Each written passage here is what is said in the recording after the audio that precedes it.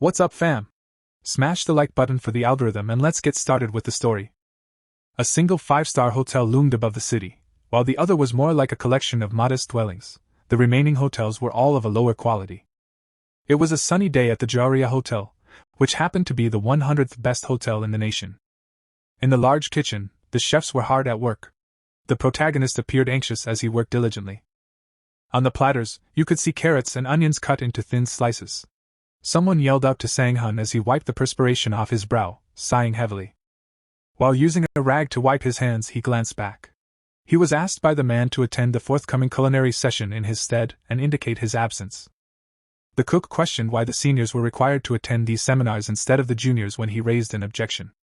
In an embarrassed nod, the young man consented. Looking down, the young man couldn't believe he was being treated like a junior, even though he had joined the hotel 4 years ago. A chef inquired as to whether or not the garbage can had been removed.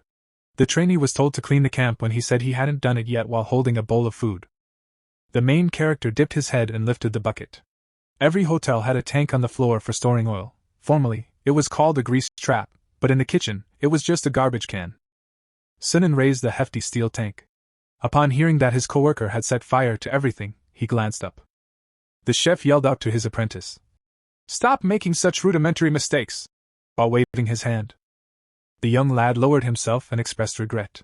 Jinik oversaw a crew of 17 cooks and was currently frowning in disapproval.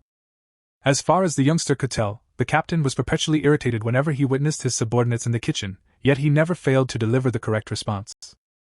An icy expression crossed the man's face. Upon noticing him, the child immediately averted his gaze. Following the disposal of the garbage can, the intern resolved that he would undoubtedly be acknowledged at some point. When someone inquired as to why they had brought it there, he glanced up in perplexion. The irate cleaner put her hands on her hips and claimed she had recently discarded it. The main character expressed his apologies and clarified that his superior had requested him to carry it out. Looking down, the woman inquired about the duration of his treatment as a junior, and whether new cooks were indeed necessary. Sunghoon responded after a moment of thought that the seniors would need to step down before he, as an assistant, could even consider the possibility. The man boasted that his dishwashing skills had improved over the past 3 years. The cleaner expressed the need to advance in his work more rapidly, wearing a sorrowful expression. In response to being requested to vacate the garbage can, the young man put up his hand and inquired about the well-being of everyone involved. He was told to return to his work by the woman, who said she would be returning later. Beside the cabinet stood a water cooler. The intern straightened his tie and reached for his phone, determined to obtain the seminar's schedule. The protagonist's jaw dropped open in disbelief as he realized he was running behind schedule. The sun was blazing over the massive edifice as Sunghoon hurried onward. As he stepped into a hallway, the man made an effort to collect himself. Every seat in the room was filled, including the one directly in front of him. The youth beheld the table and understood that he must first register. Approached from behind, a stranger recognized him and greeted him by name. It was Shanti, an old acquaintance of his, it turned out. It had been quite some time since they had last met, he indicated by waving his hand. Once upon a time, this man had a big check for taking first place in a large catering contest for soldiers. Because they were housed together for 8 weeks, the boys became buddies. They were sitting on the floor one day when the subject of mass catering came up. With clenched jaw, the trainee recalled how the Transport Support Battalion commander had repeatedly thwarted his attempts at creative mass cooking, insisting instead on simple, inexpensive fare. Garnishing these recollections within, the protagonist grinned. As they shook hands, he remembered that his former co-worker had also gone into the culinary arts. He was informed by the man that he was employed at the Hilton Hotel. Sunghoon congratulated him, and arched an eyebrow in surprise upon hearing this. Asked his friend's employer, Gianti said it was ordinary. The man responded that he was employed by a modest motel named Jauria after scrunching his cheek in humiliation. Curious as to whether it was a hotel in another country, the man said with an open jaw. In addition to running a medium-sized convenience store, the young man mentioned that their CEO was Korean. Since he would be learning nothing, the chef advised that he go. The apprentice looked down and clarified that his probationary period was still ongoing. When his friend handed him a business card and stated he needed to get in touch with him, he glanced up. Since Yunti knew people who could be of assistance, he proposed that they give each other a call at some point. With his eyes closed, our hero accepted the business card. His friend was thanked by Sunghoon. The man proposed attending the seminar after surveying their surroundings. According to the man, there are no more available seats. In one of the rows, there were 2 empty seats. They could just sit there, the chef remarked, as his top chefs weren't available today. The young man scratched the back of his head and laughed when his friend asked if he really wanted to just register and go home. People gathered in a large auditorium. Someone started checking the microphone. The speaker opened his mouth wide and said that they would like to inform everyone who would be attending the seminar. The intern looked around. The man at the podium said that the seminar would start in 5 minutes and asked everyone to gather by then, pointing to the side. The protagonist said that he needed to go to the restroom. Janti promised to see him again. Sunghoon was washing his hands in the sink when someone's silhouette appeared in the reflection of the mirror.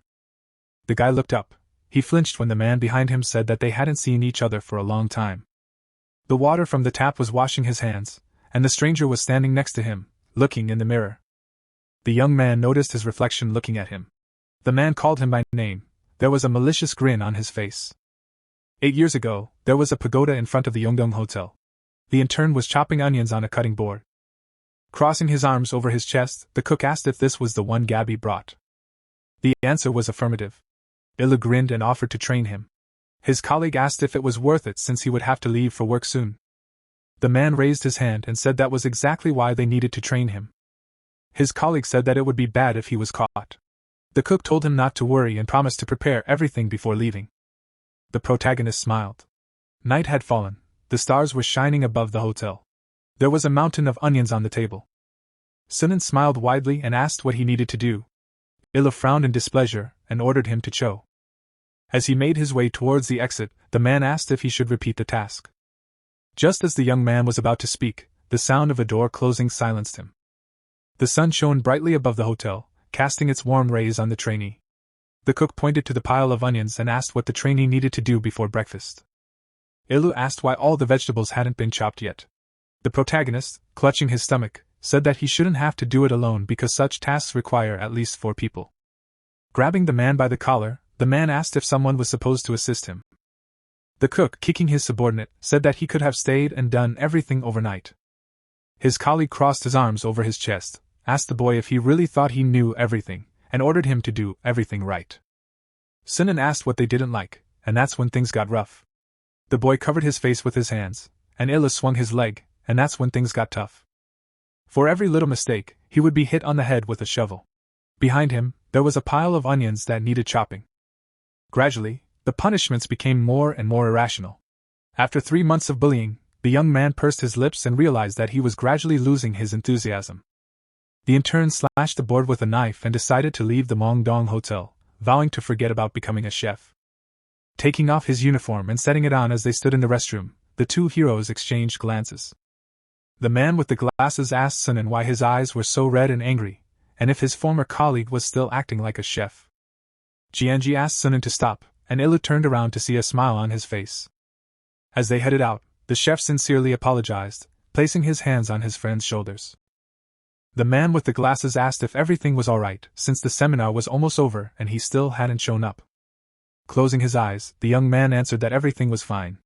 The man stood at the lectern, while the heroes sat in the hall and listened. After thanking them for their time, the speaker moved on to the main topic, which involved the Mitchell and guide appearing on the screen behind him. The man then announced that the guide had started to be published in Korea and expressed regret that this had happened. The intern raised an eyebrow. The speaker then asked why their country should be influenced by a foreign culinary magazine instead of their own. In connection with this event, the speaker raised his hand and announced that they would begin to rate Korean hotels based on the Korean cuisine they offered. The protagonist opened his mouth in shock, while the audience failed to comprehend what he was saying because they were expecting a new rule to appear, and that was it. Leaning over, Jonggi decided that they were not joking.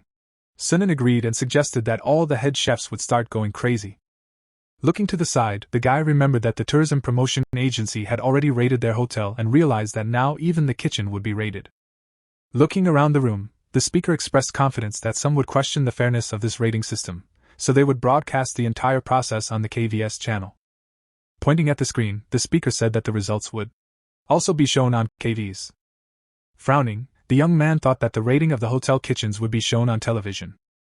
Gritting his teeth, he realized that, in other words, this was an announcement of a cooking competition. People left the audience holding a booklet in his hands.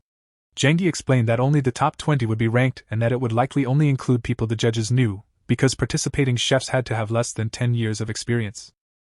Closing the booklet, the man said it was hard. The intern said his friend had been in the position for 8 years, but he had more experience, so he could participate. Raising his eyebrows, the chef asked if his friend was going to participate. Putting his hand to his chin, the protagonist replied that he needed to think about it. Raising his hand, Sunghoon realized that he couldn't participate because no one in their right mind would allow an ordinary assistant to participate. Closing his eyes, Jianji became upset and said that he would like to cook in the same kitchen with him again. Waving his hand, the man said that he needed to report everything to the head chef. The guy said goodbye, and the guy watched his friend with a smile. Suddenly, he shouted. The phone lying on the table vibrated. The young man put the phone to his ear and heard beeps. The intern raised his eyebrows in disappointment, assuming that his colleague was busy. The voice on the other end of the line asked why they were calling him only now, and frowning, the protagonist explained that the seminar had just ended. The chef, standing in the kitchen, shouted that they had a huge number of tourists from China, so they were short of some ingredients. Sunghoon raised his hand and asked why they didn't order delivery, and the man on the line said that the ingredients were his responsibility. The guy closed his eyes and sighed and said that he would be there soon. The man asked what he had told the juniors, and looking back, the chef replied that he had asked him to buy the ingredients and that the assistant would be back soon. Jinya crossed his arms over his chest, assuming that his subordinate had already learned about the KV's program. A smile appeared on his face. The hotel staff were working in the kitchen, frowning in displeasure. The chef ordered them to work faster while chopping carrots. Jong Man thought that if the younger had returned from the seminar earlier, they wouldn't have been so busy. The blonde looked up tensely. The captain looked at him. When he was called, frowning, the boy asked why he had delegated the purchase of ingredients to the younger instead of doing it himself like before. Raising his eyebrows, the man asked if he still didn't know.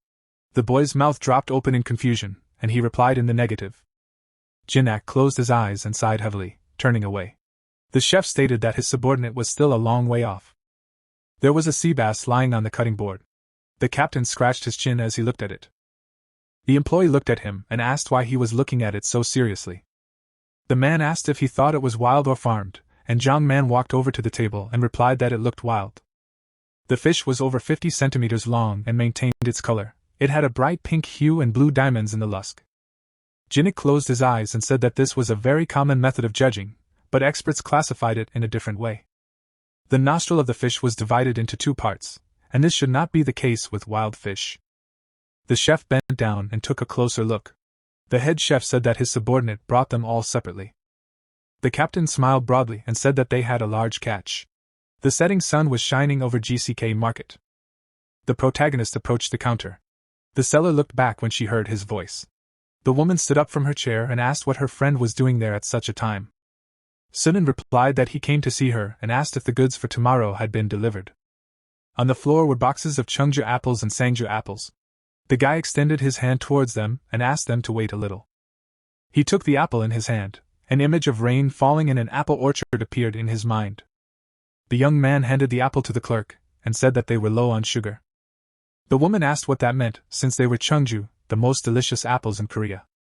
Pointing at the fruit, the intern explained that if you touch the apple, you can feel that it had rained heavily. Picking up the apple, the protagonist offered the clerk a taste. Taking the fruit, the clerk was surprised, since she had been in this business for so many years. There was a peeled apple on the plate.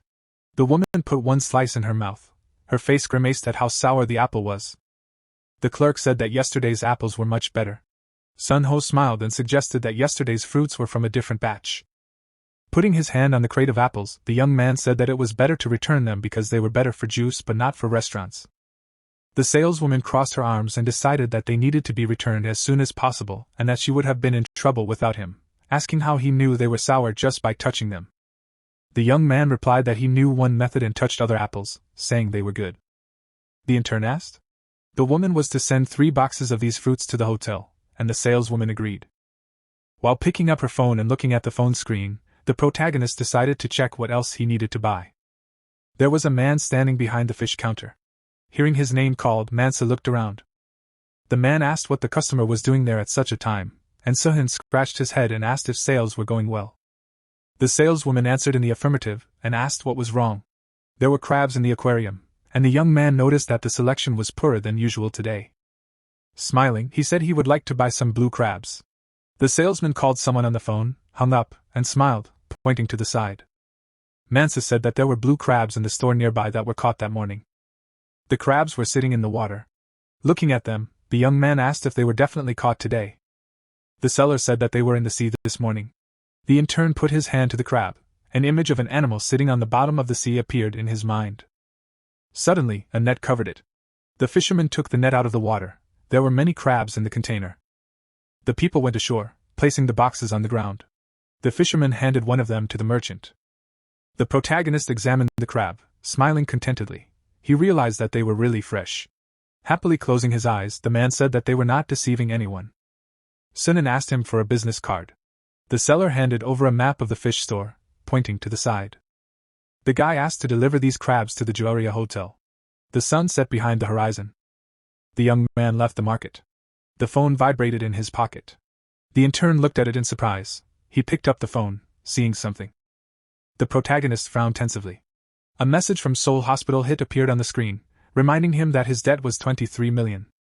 Sunghoon put the phone in his pocket. Inside, it was evening, and the lights were on in the Joria Hotel. The guy put on his uniform and entered the kitchen. Jongman was cooking something in a wok. Someone was boiling soup on the stove. Looking back, the lion cook called out to the junior employee, frowning in displeasure. The blonde asked him to hurry up and help him. At the request of his colleague, the young man hurried to bring him a plate of sausages. The next moment, he was already carrying a boiled duck. The man shouted that they were out of gas and needed to replace the cylinder, and the trainee ran to the warehouse, watching him being chased back and forth. Jongman smiled, giving him a slap on the back of the head. Henman asked why his hands had stopped, and asked him to hurry up. The lights went out in many of the hotel windows. The staff were cleaning the kitchen. Wiping his forehead, the protagonist thought that he finally had a chance to take a break. Looking at him, the man offered him to clean up dirty plates that fell into the sink filled with water. The guys were washing dishes. Jangman looked at them with displeasure, putting his hand to his head. The lion cook wondered when things had turned into this, and thought that he had always been in charge of cleaning and washing dishes when he was the youngest there. The man's lips turned down in disappointment. Watching Sunghoon wash the dishes, he wondered how it was possible that the seniors were helping him clean. The man with the plates in his hands asked why they were still wet. Frowning, Jongman said that he would do it right away. The clean dishes stood on the table and sparkled. The guy was putting the plates in the cupboard when someone asked him to come over for a second. The young man looked back. In front of him stood a very displeased lion cook. The man frowned sternly and asked why his colleague, who was simply asked to check in, sat through the seminar until the very end and returned to work so late when otherwise they would not be so overloaded with work. The intern looked down and apologized. Crossing his arms over his chest, Jongman said that the seniors should help him clean because his colleague could not do his job well. He said that in the past, he himself had to stay here until midnight at night and clean alone. The lion cook frowned and said that everyone should do their job and asked the employee to see what had happened because of him. Looking up, the protagonist interrupted him and asked him to speak more quietly. The man gritted his teeth and asked what it meant. He raised his hand to slap the junior, but someone grabbed his hand, stopping it. It turned out that it was Jean Yak. Jongman opened his mouth in shock. The chef furiously knitted his eyebrows and asked what was going on here and whether this was what he had taught him. The lion cook bowed and said no. The captain asked why his subordinate wanted to hit the junior. The blonde explained that the man was 4 years younger than him, and so he wanted to teach him not to be so sluggish at work. The man crossed his arms and remained silent. Hearing the words of apology, Jinnik flinched, closing his eyes.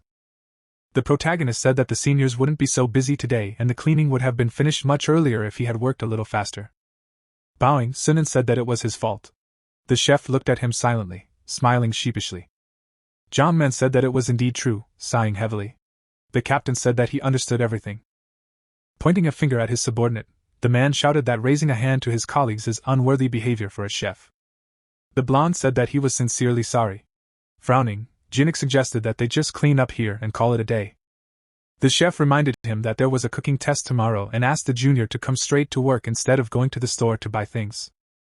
The chefs bowed and agreed. There was a work uniform hanging in the closet, and the guy put on his usual clothes. He shuddered when he felt his phone vibrate. Taking it out, the young man looked at the screen. A message appeared. G wrote that they should meet at a cafe near the university and talk. Putting his phone in his pocket, the intern thought that this was all he needed. Putting his hand on his waist, John Man asked where his colleague was going. With his mouth wide open, the lion cook asked why the head chef cherished him so much, and why he needed to come to the test tomorrow. Smiling, the protagonist wanted to say that this was not the case, but the man interrupted him and asked what was the reason why the captain allowed him not to go to the store. Bowing, Sanan said that during the seminar, they said that the P was going to hold a program called Top Chef, and that they would be participating. He added that only those with less than 10 years of experience can participate, and that he would hardly be able to pass the test. John Man smiled widely and asked why Jinnik asked him to come to the test then. Putting his hands behind his back, the guy assumed that the head chef was going to ask him to take the colleague's job for a while. The boy said that he had urgent business and asked permission to leave. Slightly knitting his eyebrows, the line cook gave him his permission. The intern ran down the street, his face turned red. He stopped and put his hands on his knees. The protagonist looked up. In front of him was a coffee shop. Sunan adjusted his jacket and sighed. The guy went inside. The cafe was crowded. Looking ahead, the boy wondered if his girlfriend had arrived. The girl was sitting at the table, looking at her phone. Suddenly, she looked up, seeing her friend in front of her. The woman accused him of being late. The intern frowned in displeasure. She looked at him with a smirk. There was a mug and a plastic cup of cola on the table. The heroes sat opposite each other in silence. Looking up, the protagonist asked what they wanted to talk to him about. The girl took her phone in her hands. She handed it to her friend and asked him to look at something. Sunan picked up the phone from the table. A bead of sweat ran down his tense face. On the lock screen was a photo of his girlfriend with a man hugging her. He closed his eyes and thought that he had known about this for a long time. He handed the phone back and asked if this was all they needed to talk about. The woman took her phone back. Looking down, she said that the man was also a chef. She raised her eyebrows and said that her new fiancé was very different from him. The woman raised her hand and said that he had a completely different perspective. The woman picked up a mug and said that the man was a bit old but worked as a sous chef at a hotel that was in the top 20. The boy frowned angrily. His girlfriend called him a junior chef at a hotel that was barely in the top 100. She raised the mug to her mouth and said that she did not want to invest in a man like him. The intern raised his eyebrows and realized that he was just an investment. Putting the mug on the table, the girl said that was all and asked if her friend had anything to say. Closing his eyes, the protagonist answered negatively. Getting to his feet, the woman said that it was time for her to go. Approaching her ex, she asked him to thank her for opening his eyes to this world. The protagonist looked down. She headed for the exit of the cafe. There was an untouched drink on the table covered in condensation, emptied beer bottles lay on the floor, and an empty bag of chips lay nearby. Sihun was sleeping on the mattress. Suddenly, he woke up and opened his eyes wide, putting his hand to his head, which was hurting terribly. The guy decided to check what time it was. The time appeared on the screen. It was 6:30 in the morning. The young man realized that he was an hour and a half late. Grabbing his jeans, the intern realized that he needed to run to the store for food. Suddenly, he shuddered. A memory of them standing in the kitchen flashed through his mind with Jinnik telling him that he didn't need to go shopping because there was a cooking test. Closing his eyes and letting out a sigh of relief, the protagonist realized that he needed to work instead of going shopping. A smile appeared on his face. Putting his hands on his hips, Sunan decided to do his best. Clouds were floating above the jewelry hotel. The cooks were running around the kitchen. Someone was putting plates in the cupboard. The guy turned around. The head chef was standing in front of him. At that moment, the captain turned away. People with groceries ran into the kitchen. They thought that their colleague was having a hard time being in charge of shopping all this time. Hands on the table, the young man asked them to put the ingredients in the refrigerator. The cooks were standing in the kitchen. One of them yawned. Suddenly, someone opened the door. John Man, who was late, ran into the kitchen frowning. Sangha asked why he was late again. The line cook replied that he would change in 2 minutes. The trainee looked up. The other staff were discussing their colleague's tardiness, calling it another reason to yell at him. The man abruptly opened the door, tying his apron. The blond man said that he arrived at exactly 8. Sangha gritted his teeth in displeasure, mentally insulting him. Jinak brought his fist to his mouth and cleared his throat. John Man put on his chef's hat in fear. He hurried to take his place among the cooks. Standing in front of them, the head chef announced that the Food Safety Administration had decided to select the top 20 hotel kitchens. Crossing his arms, the captain added that they would select them through a competition program called Best Chef, which would be broadcast on KBC and in which anyone with sufficient experience could participate. Suna looked at his smiling colleague in surprise. The man explained that their hotel was not even in the top 50, so this was their chance to improve the hotel's reputation. The sous chef nudged his fellow kitchen chef, hearing that he would not be able to participate in the competition. The man's mouth dropped open in surprise. Pointing at himself, John Man declared that he met all the requirements. Jinnik frowned in displeasure. The line cook said that he had only been working for 6 years and was suitable for participating in the competition. Pointing at himself, the blond man promised not to let them down and to improve the hotel's reputation. The head chef averted his gaze and said that his subordinate was mistaken because they hadn't decided on a representative for the hotel yet. Jungman's eyes widened in shock as he asked who would be that representative. The captain averted his gaze. The protagonist flinched at being called. The man's brows furrowed sternly, as if reminded of the culinary test. In shock, the line chef looked at his colleague after Jinnik announced that they would have a test, the winner of which would be the hotel's representative. The chef was chopping onions with a tense face, and the blonde turned away to watch Sunghoon make soup. The man thought he was very lucky, so he cranked up his speed, hoping to pass the test. The head chef scowled and announced that the representative would be the winner of this cooking test. John Man pointed to his colleague and asked if it was clear that they shouldn't compete since he should be the one to take part. The guy scowled in response. The line chef argued that his colleague was inexperienced and unfit to compete against him. The captain closed his eyes and explained that the young man had no issue with the terms of participation and that they were on equal footing. He promised to make a decision after they finished the task. Standing in front of his subordinates, the man asked them to prepare breakfast for a group of Chinese tourists who arrived yesterday and stayed at the hotel. Their menu would be placed in the lobby. John Man frowned. The intern looked forward resolutely. The one whose menu sold the most would be the representative. Jinnik asked if there were any objections. The line cook smirked and answered negatively, pointing a finger at his assistant. The head chef asked what about him. The protagonist closed his eyes sternly, knitting his eyebrows. He answered negatively. The captain smiled, and the guy shuddered, frowning menacingly. The man said that for dinner those tourists had chicken, duck, and beer on the menu, and this should be taken into account. Light food should be made. The contestants had to make a light breakfast. There were bowls of chopped vegetables on the table. Throwing them into the pot, the blonde thought that he could handle it. Stirring the soup, John Man thought that for the past 2 years, he had only been assigned to make soup, which made him the most outstanding chef in this hotel. The line cook raised the ladle to his mouth to taste the soup. The soup was boiling in the pot. The blonde thought that it tasted very good and decided to make sandwiches as well. Looking at his competitor, the man wondered what he had been doing all this time. Peas were boiling in one pot, and rice soup was heating up in another.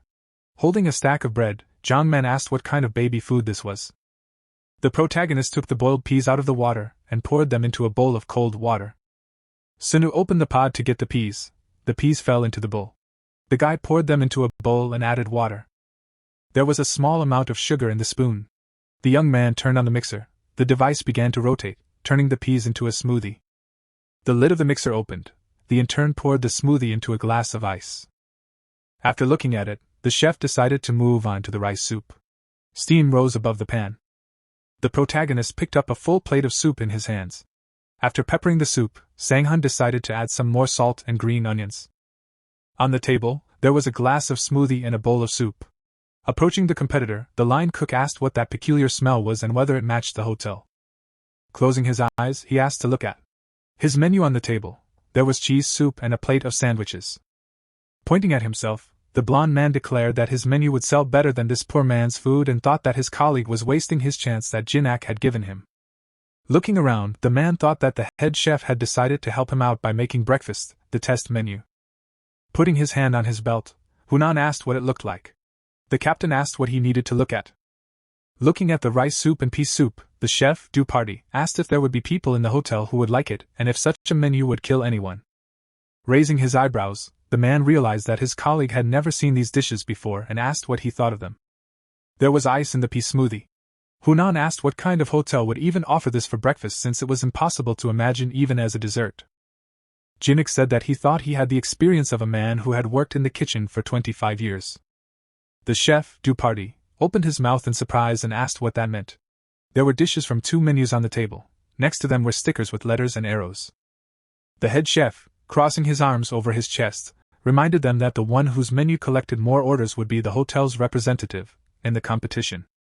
Chinese tourists entered the hotel cafe. They looked at the menu options in surprise. Hearing that, they ordered 1 menu and 4 of menu B. John Man clenched his fist in joy. People continued to order menu B. The lion cook constantly poured soup into the bowls and made sandwiches. He smiled, thinking that everything was happening as expected. The Chinese man leaned over the bowl of soup. No matter what country they were from, tourists would always choose soup and sandwiches. Looking at his competitor, the blonde man thought that he would never be able to win with a menu that was ordered only once. The people went to the menu. The man asked what they would like to eat. His friend said that he drank too much yesterday, so he should eat something light and healthy for the body. They stopped in front of the counter with 2 menus. The protagonist closed his eyes and wondered if his menu was too bold. Putting his hand on his shoulder, Sang-gun praised him and said that this menu did not suit their hotel. Looking down, Sang-hun agreed with him. Hearing that someone ordered 10 of menu B, the hero's mouth opened in shock. They looked ahead in surprise. Another 10 orders came in. The guy raised his eyebrows in confusion. Jinnik smirked and thought that the show had begun. Imagining drunk people entering the cafe, the head chef thought that now 80% of the guests were Chinese, who worked for Hansen Company and came on vacation. This was their first visit to Korea. There were 2 types of menus on the table. Most likely, the Chinese would choose the dishes that suited them best, not the ones that were hard to chew. The young man poured soup into a bowl. He prepared this menu with people in mind. There was a bowl of hot soup and soy milk on the tray. The Chinese happily ate their breakfast. Holding a smoothie in his hands, the man smiled. Sunu and Hun Man widened their eyes in shock when they heard that many people ordered menu B. Someone asked if there were any dishes left on the menu. The intern smiled and said that they would be ready soon. At this time, John Man frowned tensely. The lion cook thought that this was simply impossible. A drop of sweat slid down his cheek. The cook stood in the kitchen in front of their boss, holding a paper in his hands. Jinnik decided to announce the results. The protagonist was happy while his competitor looked uncertain. Gritting his teeth, the blonde man couldn't believe that his soup and sandwiches were losing to the rice porridge with peas. The head chef frowned and decided to read out the results. A hotel employee burst into the kitchen and interrupted him, saying that the CEO wanted to see him. The captain looked around and asked if it was really that urgent. There were people standing in the hotel lobby. The men shook hands. One of them got into the car, and they said goodbye. The CEO walked back into the hotel. Jinnik approached him and asked why he was called. The man put his hand on his shoulder, smiling widely. The CEO praised him for his excellent work. The hotel employee said that the company chairman, Hansen, was in a great mood thanks to today's breakfast. The head chef smiled. The man raised his eyebrows and explained that the Chinese had been to some Korean hotels before, but none of them served authentic Chinese cuisine, so the company chairman had booked a room in this hotel for 6,000 guests for 2 months. Jinnik looked down happily. Walking down the hotel corridor, he thought that his subordinate was a very good person, and his guess was correct. Hearing the vibration, the head chef looked in his pocket. The captain looked at the phone screen and saw that it was an unfamiliar number. The man put the phone to his ear, smiling. The director of the KBC show greeted him. Frowning, Jinnik said that it was an honor for him. Hyunwoo explained that he was calling about the program, Top Chef, and that there were several changes to their program. Raising his eyebrows in surprise, the head chef asked what the changes were.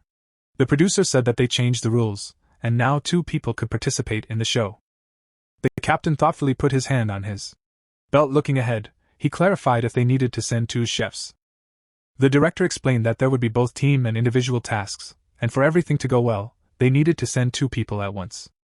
Smiling widely, Hyuna asked if they knew what they would lose if they did not participate in the show. The man frowned in displeasure. After some time, he stood in front of his subordinates. Jinnik crossed his arms and explained that he had to take a break and would announce the results shortly.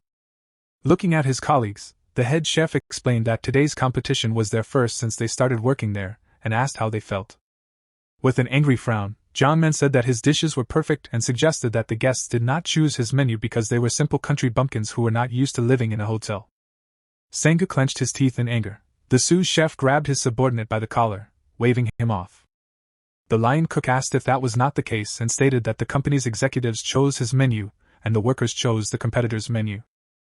The protest looked down, clenching his fist. The man stated that the contestants still did not understand what he did wrong. Jinnik stepped between them and asked them to calm down, stating that this was not about who was worse but about who was better. The head chef asked his colleague to behave properly and not to grab others by the collar. Sangha looked down and apologized. Turning to his junior, the captain asked what he thought. Keeping a calm expression, Sanghoon said that Koreans always order ramen or kimchi when visiting other countries, so he wanted to cook a breakfast that Chinese guests might like. The guy added that it probably created a bad impression because of cooking such an informal meal and apologized. The man smiled, closing his eyes. Jinik said that if it was about the elegance of the hotel, then Jman's menu was the right choice, and if you think about the guests, then his menu was also good. The head chef added that the first participant did not even think about what the guests needed because he only cared about maintaining the standard. The line chef gritted his teeth in displeasure. The captain explained that his competitor's menu was great, but the Chinese don't like cold food, so putting ice cubes in soy milk was a bad idea. The intern raised his eyebrows in surprise. Closing his eyes, the man explained that the representative was originally supposed to be the one with more orders, but he had just received a call from the channel saying that each hotel could now send 2 representatives. The participants in the cooking test gaped in amazement. Smiling widely, Jinik said that they would now be on the same team and wished them to return with the best result for their hotel. The sun was shining on the resort hotel. The chefs had gathered in the hall. The film crew was nearby. The protagonist frowned tensely, thinking that there were too many people here. Sunan looked away. Jongman bowed, attracting the attention of the chefs from the other hotels. Crossing his arms over his chest, the guy thought that this was a good opportunity to become part of the program and asked what kind of tasks there would be. 2 people approached him. Ji noticed her ex with a surprised frown. Heyman was standing next to her. The young man looked at them, and the heroes looked at each other tensely, frowning. The intern realized that his friend was also participating in this program as a representative of the hotel. The sous chef, with his mouth open, asked what the assistant was doing here, who was still on probation. The girl asked him not to worry about it. The man said that he did not want to see him here. The main character turned away. The woman asked her fiancé not to embarrass her, and to talk to her off to the side. The man in the chef's hat waved his hand, smiling widely. Yunti was glad that his friend was here too. Shaking his friend's hand, the chef asked how he managed to participate in the show. Sunan replied that the rules suddenly changed and he was able to join. Raising his eyebrows, the man remembered that now 2 people from the hotel could participate in the show. He waved his hand and said that the competition was about to start, and decided to do everything in their power. Approaching his colleague, Jongman asked if it was the chef from the Hilton Hotel. The guy confirmed it. The lights were on in the room. Suddenly, the lamps went out. Looking up, the lion cook asked why they turned off the lights. The young man assumed that filming was about to begin. A spotlight came on under the ceiling. In the other corner of the room, exactly the same spotlight came on. The light fell on the large doors opening them. The man entered the room, and the intern's mouth fell open in surprise. Raising his hand, Munin thanked everyone for coming. It was the chef who worked at the Hayes restaurant in Manhattan, a 3-star Michelin hotel. The woman came out to the journalists, and was surprised that there were so many young guys here. Smiling, Yunin hoped that everyone would be healthy. She had 40 years of experience. The man put his hand on the wall, and said that it was getting hot in here. Jisung raised his eyebrows and greeted everyone, hoping that all the contestants would show their best skills. This man had 30 years of experience, and was the head chef of the Hilton Hotel. Jman's mouth dropped open in shock. The protagonist thought that this was the first Korean to win first place in a foreign hotel. The judge smiled, and said that by the end of the day, more than half of the contestants would go home. The man waved his hand and asked how anyone could come here with the intention of going home, and decided that everyone came here with the desire to be the best. The black TV screen sparkled. This was one of the prizes that the winner would receive. The other prize was a free interior design from an enterprise. The kitchen had all the necessary cooking equipment. Munin closed his eyes and said that there was something else waiting for them. Pointing to the screen, the man said that the winner would receive 100 million. Sihoon's mouth dropped open in surprise. He imagined money raining down on him from the sky. Raising his hand, the judge announced that the first task was behind him. People walked into another room. On the table were plates with various foods. Next to each plate was a number. Looking at them, the boy wondered what all of this was. Crossing his arms, Mung stated that buying ingredients is the basis for a chef. There are times when a chef buys the ingredients themselves, or buys them through suppliers, or leaves it to the juniors. Looking at the contestants, the man explained that even chefs with less than 10 years of experience can judge the level of a hotel just by looking at the ingredients used. The young man looked ahead silently. The first task is to guess the names of the ingredients. Pointing to the table, Jisung said that the contestants need to sit at the table and write down the names of 50 ingredients according to the number on the plate. The trainee frowned. The judge said that they could touch them, but they could not cut them or eat them, and they had 15 minutes to complete the task. On command, the protagonist walked forward, looking at the ingredients. The man asked what they were. His girlfriend said that she had never seen anything like that before. Sunghoon picked up the fruit. Looking at it, he thought it was strange. The man wrote down on the paper, frowning tensely. Jongman tried to understand. He was number 42 and was outraged that there were so many types of fish. Gritting his teeth, the lion cook thought that he was in charge of soups, so he knew all kinds of vegetables, but he knew nothing about fruits and fish, which he had never even touched. The man looked up, looking at his competitor. The blond man wondered if he really knew everything since he was writing so quickly. Looking at his paper, Jongman wondered if he should cheat a little. The cameraman approached them and started filming their tests. The lion cook thought there were too many cameras. He looked at the screen and realized he was running out of time. The guy brought his pen to the paper and stopped. The young man frowned. A drop of sweat ran down his cheek. The trainee thought he recognized most of the ingredients, but two products were unusual.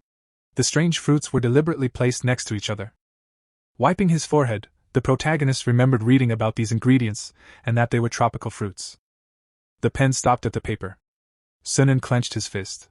Jason crossed his arms and shouted that time was up and asked the contestants to give them their work. Jahi closed her eyes. Heyman pursed his lips in displeasure. Yuni smiled. Jongman put his hands to his head in fear. The man handed the judges a paper, looking away. Yunnan asked if they were going to determine the ranking after combining the scores of the chefs from one hotel. The man smiled and confirmed it, putting his hands behind his back. Hyuna said that this and the next task would be done quickly, so they would do it in groups. Looking at him, the woman said that it was a great idea and asked if they had too many contestants. The show director asked her to take a rest while they checked the work. Waving his hand, Mung said that they would announce the results, which would be shown on the monitor, except for first place. Jongman frowned. His name was on the list. The paper said that he had 28 points out of 50. The lion cook clutched his head and realized that he was doomed because he was ranked 148th. The couple from the Pia Hotel stood behind him. Ji smiled. She had 41 points. Heyman smirked. He had 43 points. The blond man looked at them with displeasure, wondering why they were acting like lovers during a competition. The girl looked away. The main character was standing at the end of the room. He was looking at the list. The woman mentally asked him to stop looking for his name and expressed her confidence that he was in last place. She looked ahead. The boy's name was on the list of participants. Seeing his result, Ji's eyes widened in shock. He had 48 points out of 50. Jongman's mouth dropped open in amazement, not understanding how this was possible. The girl frowned in confusion, looking at her ex. The woman thought that she had started cooking much earlier than him, and wondered how he managed to get so many points. Sunghoon closed his eyes. The contestants were confused about who he was and what kind of hotel jewelry it was. Smiling, Noonan prepared to announce first place. Wai looked forward as he was announced as the first place winner. Raising her eyebrows, Yunan called the Hilton Hotel special for having an employee who managed to get 49 points. Jisung stated that it was just average and was upset that his student did not get the maximum points. Holding a gold coin in his hands, the judge announced that the winner of this task would not participate in the next round. The man pinned a badge to the chef's shirt. Under the badge was a name tag. Looking around, Mung asked what they should do with the rest of the contestants. Closing his eyes, the Hilton Hotel chef explained that the task was to evaluate them individually. The contestants gaped in shock when they heard that the judges would be adding up the scores of 2 contestants from each hotel, and those who scored less than 75 would be sent back. Jisun, with his mouth wide open, praised those who were eliminated for their efforts. The man folded the pile of papers together. Looking through the exam papers, the girl thought that there was a question that was difficult for her to answer. She picked up the main character's work. On the sheet, numbers were crossed out with the captions, Dragon Fruit, and Ramatam. Putting her hand to her chin, the girl thought that the correct answers were Longan and Sapadilla. Taking the phone in her hand, the stranger decided that this simply could not be true. The screen showed those same tropical fruits and their names. Looking at the paper again, the girl realized that this was the correct answer, but the contestant used high words, so his answers were marked incorrect. Sitting on the couch, the girl was glad that he managed to pass this test. Putting his hand on his chest, Jiman realized that he was able to move on only because of his colleague. The man frowned. looking at his competitor. The lion cook asked if he had cheated. The protagonist replied that he would not do such a thing. Leaning towards him, the blonde suggested that Yunti helped him pass the test. Hearing a negative answer, the cook suggested that they return to the resort hotel since they were finished. The sunset sky hung over the city. Night had fallen. Sunghoon was standing on the balcony. In his hands was a can of soda. Sitting behind him, Jong-man asked if they had broken up since the girl who looked like his girlfriend was with another man. The guy narrowed his eyes in displeasure. He took a sip from the can, frowning. The lion cook was indignant that the junior was ignoring him and drinking without even answering. Holding the can up in front of him, the blonde man said that the man holding hands with Ji seemed indecent to him. Taking a sip and remembering the couple, the man said that he knew the man well because they went to school together, and called him someone who seduces many girls. He assumed that she simply found a replacement for her ex, but this was a mistake. The young man was looking down from the balcony. The intern said that this was natural. Jong-man looked at him in surprise. Holding a can of soda, the protagonist said that dating her was his choice, but they broke up because she was tired of him. However, he had no grudges or hidden feelings. Remembering how the girl and her new fiancé stood behind him, Sunghoon thought that they had underestimated them throughout the competition. Then the man smirked and slightly knitted his eyebrows. The guy squeezed the aluminum can in his hand, frowning. He decided that he couldn't forgive them for this. The sun rose over the city. The lion cook was sleeping on the bed. The young man was sitting and reading a book. The intern squinted. He had a notebook with notes in his hands. The cook closed his eyes. 7 years ago, the sun's rays illuminated the hospital. Adjusting his glasses, the doctor said that he was very sorry to have to say this. Standing in front of the protagonist's family, the doctor explained that the cancer had spread to other organs, so recovery was impossible. Sunghoon frowned in disappointment. His mother began to cry. The girl covered her face with her hands. Dong-gak looked down, folding his hands with and four attached. The man with cancer asked how much time he had left. The doctor replied that he had 6 months. The man squinted. He looked up. The boy looked at his dying father. An airplane was flying in the sky. The boy was walking down the street with his father. The future cook wrote down everything he said about fruits in a notebook. They tasted the dish in a cafe. The protagonist picked up a bell pepper at the market. The sun went down. The heroes watched the sunset. They held hands. An incredibly beautiful orange sky hung above them. Dong-gak was lying on a hospital bed. His wife and daughter were crying, begging him not to die. With dry lips, the man called his son. He handed him a notebook with a trembling hand. Crying, Sunghoon took it. The father said that he had been collecting these recipes all his life and asked his son to use them wisely. Smiling, the cancer patient asked him to become a great chef. The family bent over the body of the deceased Dong-gak. The guy was holding a notebook in his hands. The young man tied an apron behind his back. There was a name tag hanging on his shirt. The intern looked at himself in the mirror. Jong-man continued to sleep, drooling. The lights in the hotel were turned off. Suddenly, a loud sound came from the speakers under the ceiling. Opening his eyes, the lion cook asked what happened. The voice said that the time of the new round had changed to 5:15 minutes. The protagonist furrowed his brows in determination. The voice asked everyone to go down to the first floor within 5 minutes. The blonde wiped his drool and asked why it was necessary to do this now. Sunghoon put on his chef's hat. Opening the door, he decided to go down first, and asked his partner to hurry up because there were only 5 minutes left. Minutes left. The man put on his rope. The judges were sitting at the table surrounded by cameramen. Yunin frowned. Jisung put his hands on the table. Suddenly, something made his mouth open in surprise. The guy came down from the second floor. The young man approached the judge's table. The man furrowed his brows sternly, handing the participant a number. The Hilton Hotel chef asked him to take it and sit on the left. Looking at the number, the trainee thought that it helped that he usually had to wake up very early to buy ingredients. Hearing someone's excited voice, the protagonist looked back. Approaching him, Jang-gi asked if his friend was going to displace him from the first place. Sunghoon replied that he simply could not sleep sitting on the sofa. The chef said that his friend worked hard, guessing the ingredients, and explained that it was an easy task for him because his hotel had most of these ingredients. The guy assumed that his old acquaintance was bragging because he was jealous. People walked down the stairs quickly. The girls were dressing in a hurry. The man with his mouth wide open asked them to stop. Crossing his arms, Msung declared that their uniforms must be worn properly because anyone who is not perfect will not be able to pass the test. Pointing at the mirror, The judge asked them to come back after they had adjusted their uniforms.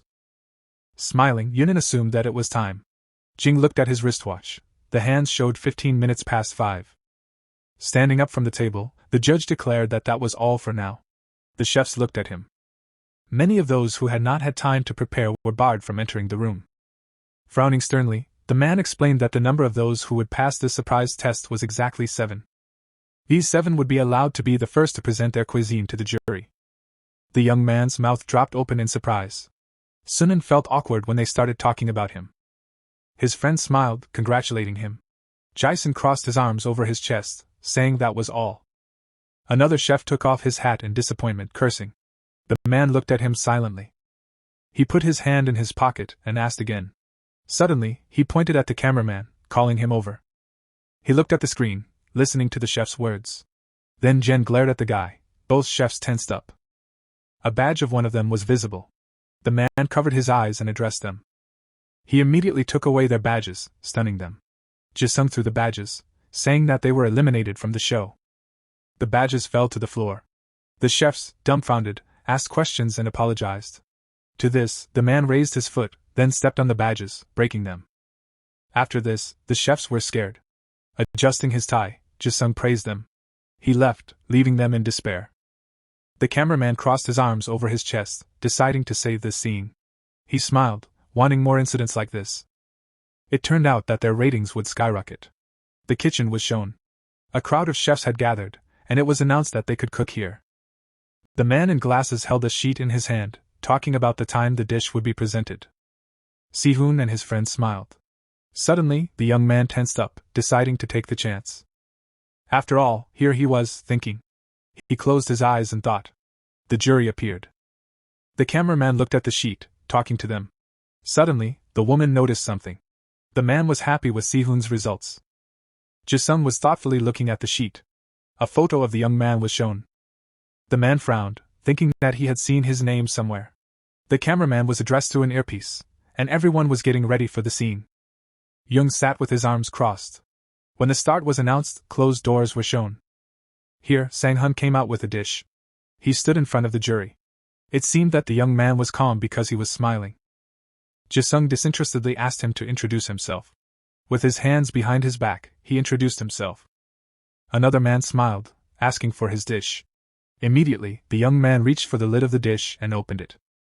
It turned out there were 3 pieces of meat. Jisung was serious and asked the reason for choosing this dish. Sunghoon explained his decision with an awkward smile. The man then thought about it. Suddenly, the boy became serious, confirming that he was now the assistant chef. He was surprised by Jisung's next words. His face darkened, and many thoughts were spinning in his head. The man sat with his arms crossed while another judge examined the dish. The man in the gray suit smiled, noticing that the boy mentioned a book. Sunghoon frowned at this, thinking that his dish was getting cold. He then firmly declared to himself that he would make them try the food. The woman was surprised by his remark, asking if he learned anything. Suddenly, the boy confidently declared that he learned everything from the man. The judge raised an eyebrow, grinning. Jisung was amazed at this. The woman clutched her head in despair. The man tensely offered everyone to try the food. The boy's dish was shown. The judges gathered around him, holding chopsticks. Sunghoon watched tensely. Jisung made an emotionless comment on the food. He picked up a piece with his chopsticks. The man took a small bite. He chewed with his eyes closed. Suddenly, Jisung opened his eyes. The piece of meat approached the sauce. It was dipped. The man took a small bite. The woman chewed. Jisung did the same. Now his eyes widened. The boy sat down, taking out dessert. It turned out to be in 3 cups. The man willingly took one of. Here's the text with corrected punctuation. Then, Jisung drinks it gradually. Sunghoon watches tensely. The man smiles. Everyone sits contentedly. Jason crosses his arms, asking if this was his idea. Embarrassed, the boy says he saw it in a manual. He bows when he is allowed to go. Jason looks at him thoughtfully. The director smiles, telling the cameraman not to film. The participants, one by one, suddenly the man becomes furious. Curly raises an eyebrow. Jason crosses his arms and asks the woman for her opinion. She looks away, commenting on the situation. The man, however, is thoughtful and speculative. A piece of meat is revealed, and an analysis of the dish is made. Jisung raises his head, asking the director a question. He frowns, stating that he felt a rich flavor. Suddenly, the man looks down, thinking he remembers the piece of meat that was delicious. Jisung looks at his neighbor, who states that it is kiwi. Len Juri raises a finger, expressing his thought. Kiwis are revealed. The man smiles, expressing his surprise. Jisung silently lowers his head, closing his eyes. He looks away, claiming that he has changed his mind. Looking at the director, he states his idea. Curly hesitates. After that, the man only looks away, asking about the second task.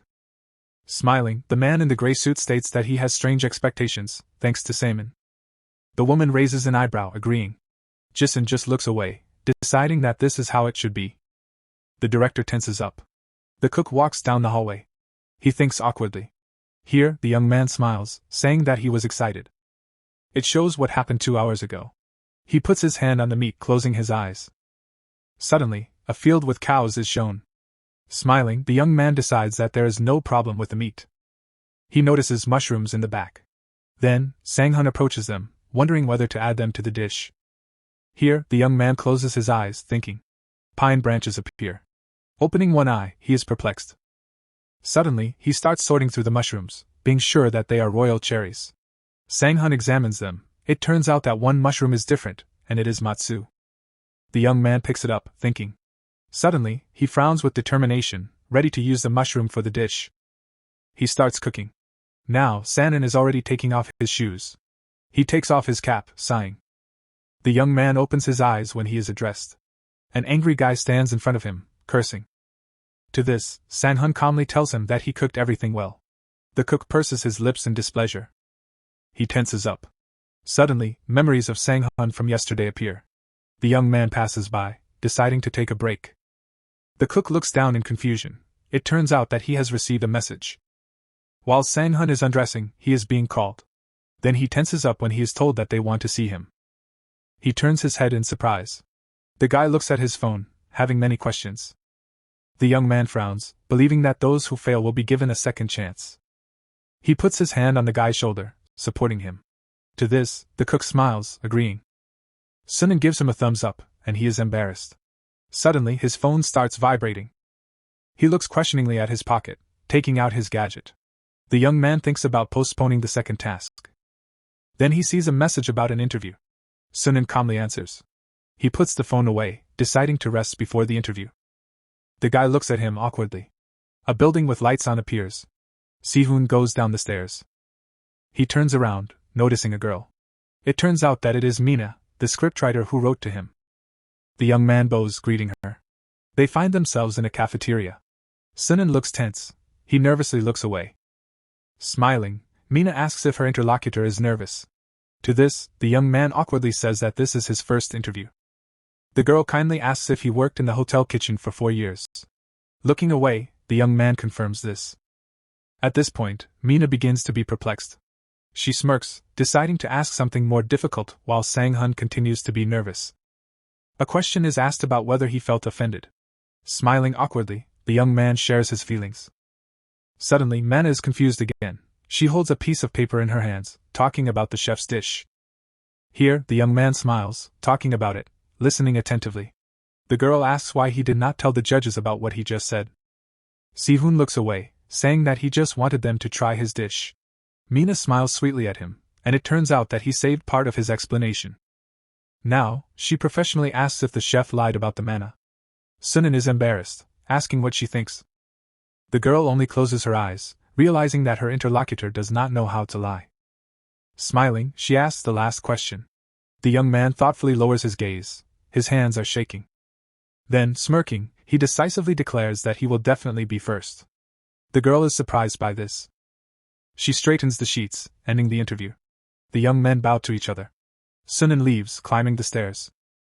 Watching him go, Mina asks the cameraman for his opinion. He looks away, noticing that this is just a termination. Looking at one point, the girl thinks that this is something else. She remembers the boy's face. At that moment, the cameraman feels awkward and confused. Mina smiles, believing that the boy has a reason for such statements. He holds on to the railing, moving away. At this point, Mina resolutely frowns, deciding to expose him. The cameraman turns his attention to her, looking questioningly. It turns out that she is simply talking to herself. There stands the boy. With his dish, he tries to calm down, closing his eyes. The waiting jury members appear. The woman adjusts her glasses, noticing that the chef is also from Georgia. Jason turns to the director, asking if this is the last participant. He calmly expresses a desire to finish with him quickly. After that, the director calls the chef through the earpiece. The doors swing open suddenly, and the woman is taken aback. The guy resolutely moves forward. The wheels of the tray are spinning vigorously. He stands in front of the judges, and the man laughs awkwardly.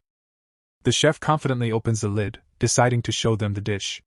The food is already visible. It turns out to be barbecue pork ribs with grilled shrimp. Jason crosses his arms over his chest, examining the dish. Hyunwoo, trying to hide his disappointment, says that the dish was amazing, but in fact, he is sad that it was another meat-based dish. Jisung suddenly calls out to Hyunwoo after asking the man if the rest of the participants would see the score. Hyunwoo replies by saying that only 7 people who took the test were sent at the same time, so they would see them during the broadcast. Frowning, Jisung suggests not to be too strict in this case. Johnman, who served the barbecue, chuckles, introducing himself as a chef with 6 years of experience and in charge of soups. Jisung frowns, asking if he thought that being in charge of soups for 6 years was a long time. Youngman replies, saying that their seniors always surpassed him, which made it difficult to advance. Nanung smiles and asks him to tell them about his dish.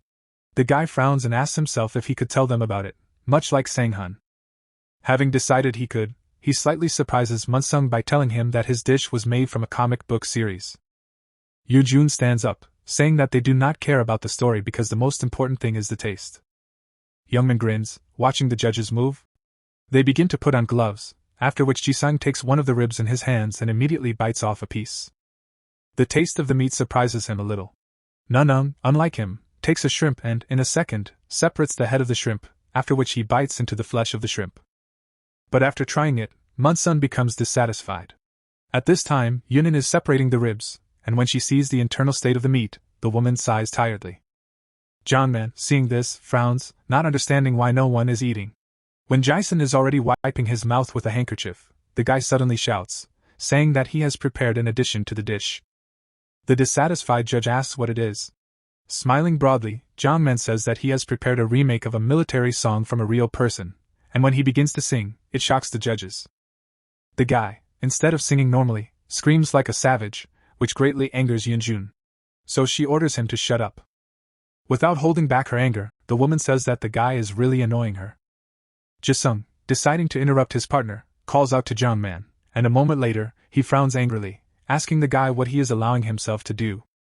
The guy is scared when the judge calls him an idiot who does not know the basics of cooking. Then he points to the dish, and asks the guy if he has tried his dish. Jisung then points at the member, saying that his dish is terrible, that he cooked it for so long as if he was playing with the food. Did he extract the blood from the back ribs? Johnman worriedly says that he didn't have time because it took 20 minutes just to boil the back ribs. The guy can't help but look at his dish when Jisung says that there would still be blood left, and if he had eyes, he better look and see something reddish in the ribs. Unhappy, Yeojun says that he also didn't get rid of the smell and just poured wine into the rice after boiling it. Yoon-sung frowns and says that he simply couldn't be a chef with 6 years of experience, and in general, if he had boiled it with spices like bay leaf, garlic, and pepper instead of SAU, the disgusting smell would have disappeared. Jongnan becomes nervous but doesn't say a word. Looking at the shrimp, Manson says that it is undercooked because it should have just been cooked with salt. Angrily, the judge tells the contestant that before thinking about adding fried shrimp to pork ribs, he should have thought about compatibility by removing them from the grill and adding oil. Youngman is horrified, looking at his dish. Jisung points at the guy and tells him to eat it all tonight, not to leave anything, and to realize his mistakes while eating this horror. The guy bows his head, saying that he will do so. Then he takes the cart and heads for the exit. Jisung frowns, saying that something is wrong with this hotel because a guy with 6 years of experience is much worse than someone with 4 years of experience. Manson agrees with him. Yunin angrily says that it would also be hard for the hotel to endure because the hard work of the head chef is no joke. Jing interrupts the woman, saying that not only the head chef's job is hard, but the person supervising him is probably hurt too. The man grits his teeth, realizing that he had expected too much from a 4-star hotel. At this time, Sang-hun is reading his book. He soon closes it, looking at the person who comes in. It turns out to be a disappointed young man. Prad asked how it went. The guy said nothing, barely containing his disappointment and sadness. Passing by the protagonist, the guy mentioned that he was thinking about home. Afterwards, he offered the protagonist something to eat, but he refused. Sunghoon, not noticing the sad expression on his face, told his partner to rest because tomorrow it would all start again. The events take us to the next day. The protagonist was adjusting his uniform when he looked back at John Man, asking him if he was okay. John Man looked at the protagonist and said that he could not sleep. Sunghoon surprised the guy by saying that there was an energy drink in the fridge that he could drink because, since the program was starting again, he needed to get ready. The protagonist soon found himself at the gate, which swung open. Inside, there were numerous kitchen appliances and devices, with the newest items displayed on the tables. The cooks were amazed by what they saw, comparing the hall to a banquet. Menson, who was standing nearby, greeted everyone. The man waved his hands and said that they would complete the second task here. The protagonist became serious upon hearing this. Menson extended his finger, saying that their task would be to cook man as a team. The judge sat at a distance, watching the participants, to whom Menson, smiling, announced the essence of the task. Hyuna came up and corrected the man's speech. Unaware of this, he pointed to the side, poking the participants to look there. The judge started touting their sponsor. Hyuna, who was standing by the side, was taken aback by the eloquence of the ad. Just then, Mung introduced Han Sung as the special guest director. Han Sung extended his hand to greet the contestants. Turning to the old man, he asked him to explain the rules of the challenge. The contestants tensed up when the old man informed them that they had 30 minutes to prepare a bowl of nan men and present it to the judges. They would be divided into 4 teams, with one team being eliminated. With a smile, Han Sung assured them that the type of nan men they served was irrelevant, but that there was one stipulation: their noodles had to be handmade. Sunghoon tensed up. The task demanded careful consideration because they had to decide which on one side were the refrigerators stocked with ingredients, while on the other was the entrance door, which they could easily use. As the judge raised his hand to signal the beginning, the protagonist considered his options and decided to focus on the noodles. Then, Chan Man approached, offering to make regular nan with buckwheat noodles, so he needed to make broth. The protagonist approached and asked what kind of nan they would make. The guy became angry and shouted at her, saying that there was no need to ask such irrelevant questions because if he said to make broth, it would be nan with water. Rather than argue, the protagonist simply agreed. As the protagonist opened the refrigerator, he made the decision to use mat gxa since they had used buckwheat flour for the noodles. Upon taking out the ingredient, he realized that the organizers had already decided they wouldn't have time to make donkey, because it was in the refrigerator. Now he just needed to choose the ingredients. Sunghoon reached out and grabbed the top-class brisket. The protagonist examined the meat, garlic, green onions, and then scowled, realizing he had never used this in a jaman. Meanwhile, Chanman was making the dough. An unconscious glance at the protagonist caused him to yell at him, telling him to make the broth quickly. With clenching his teeth, at this time, Sunghoon began to cut the meat. He frowned mentally, saying that since they didn't have much time left, he would cut the meat into smaller pieces for the broth. Once the meat was cooked, he could use it for the garnish, and the soup would be ready soon. He added the prepared ingredients to the pot.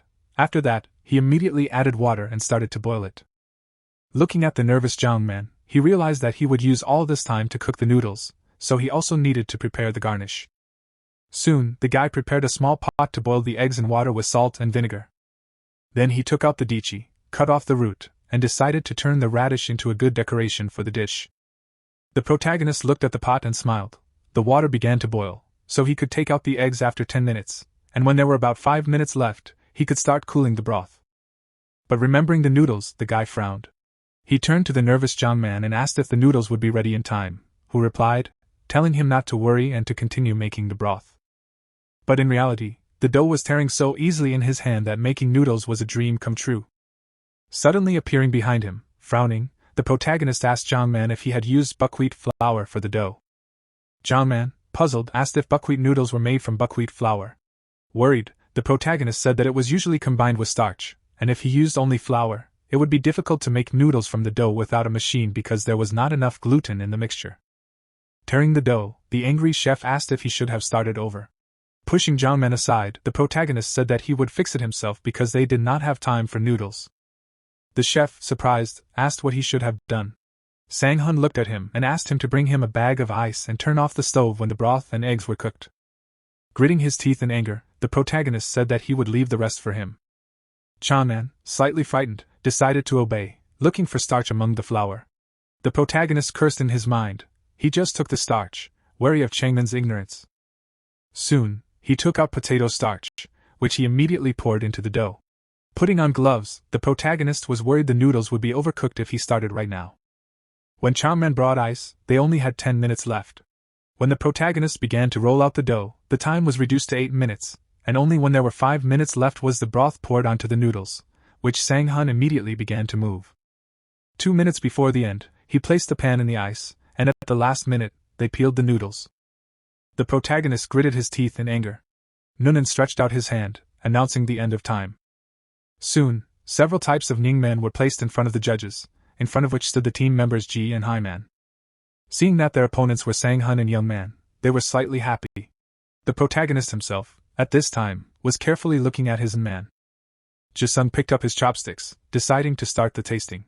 He looked at the participants and announced it. The first dishes were Ji and Haiman's. Frowning, the judge asked if they were from the Freya Hotel team. The couple looked down when Jisung told them that they had just the typical Haeming man taught in culinary school, using sweet potato starch for the noodles. The judges soon began to taste the dishes. Even Yunnan tried the noodles.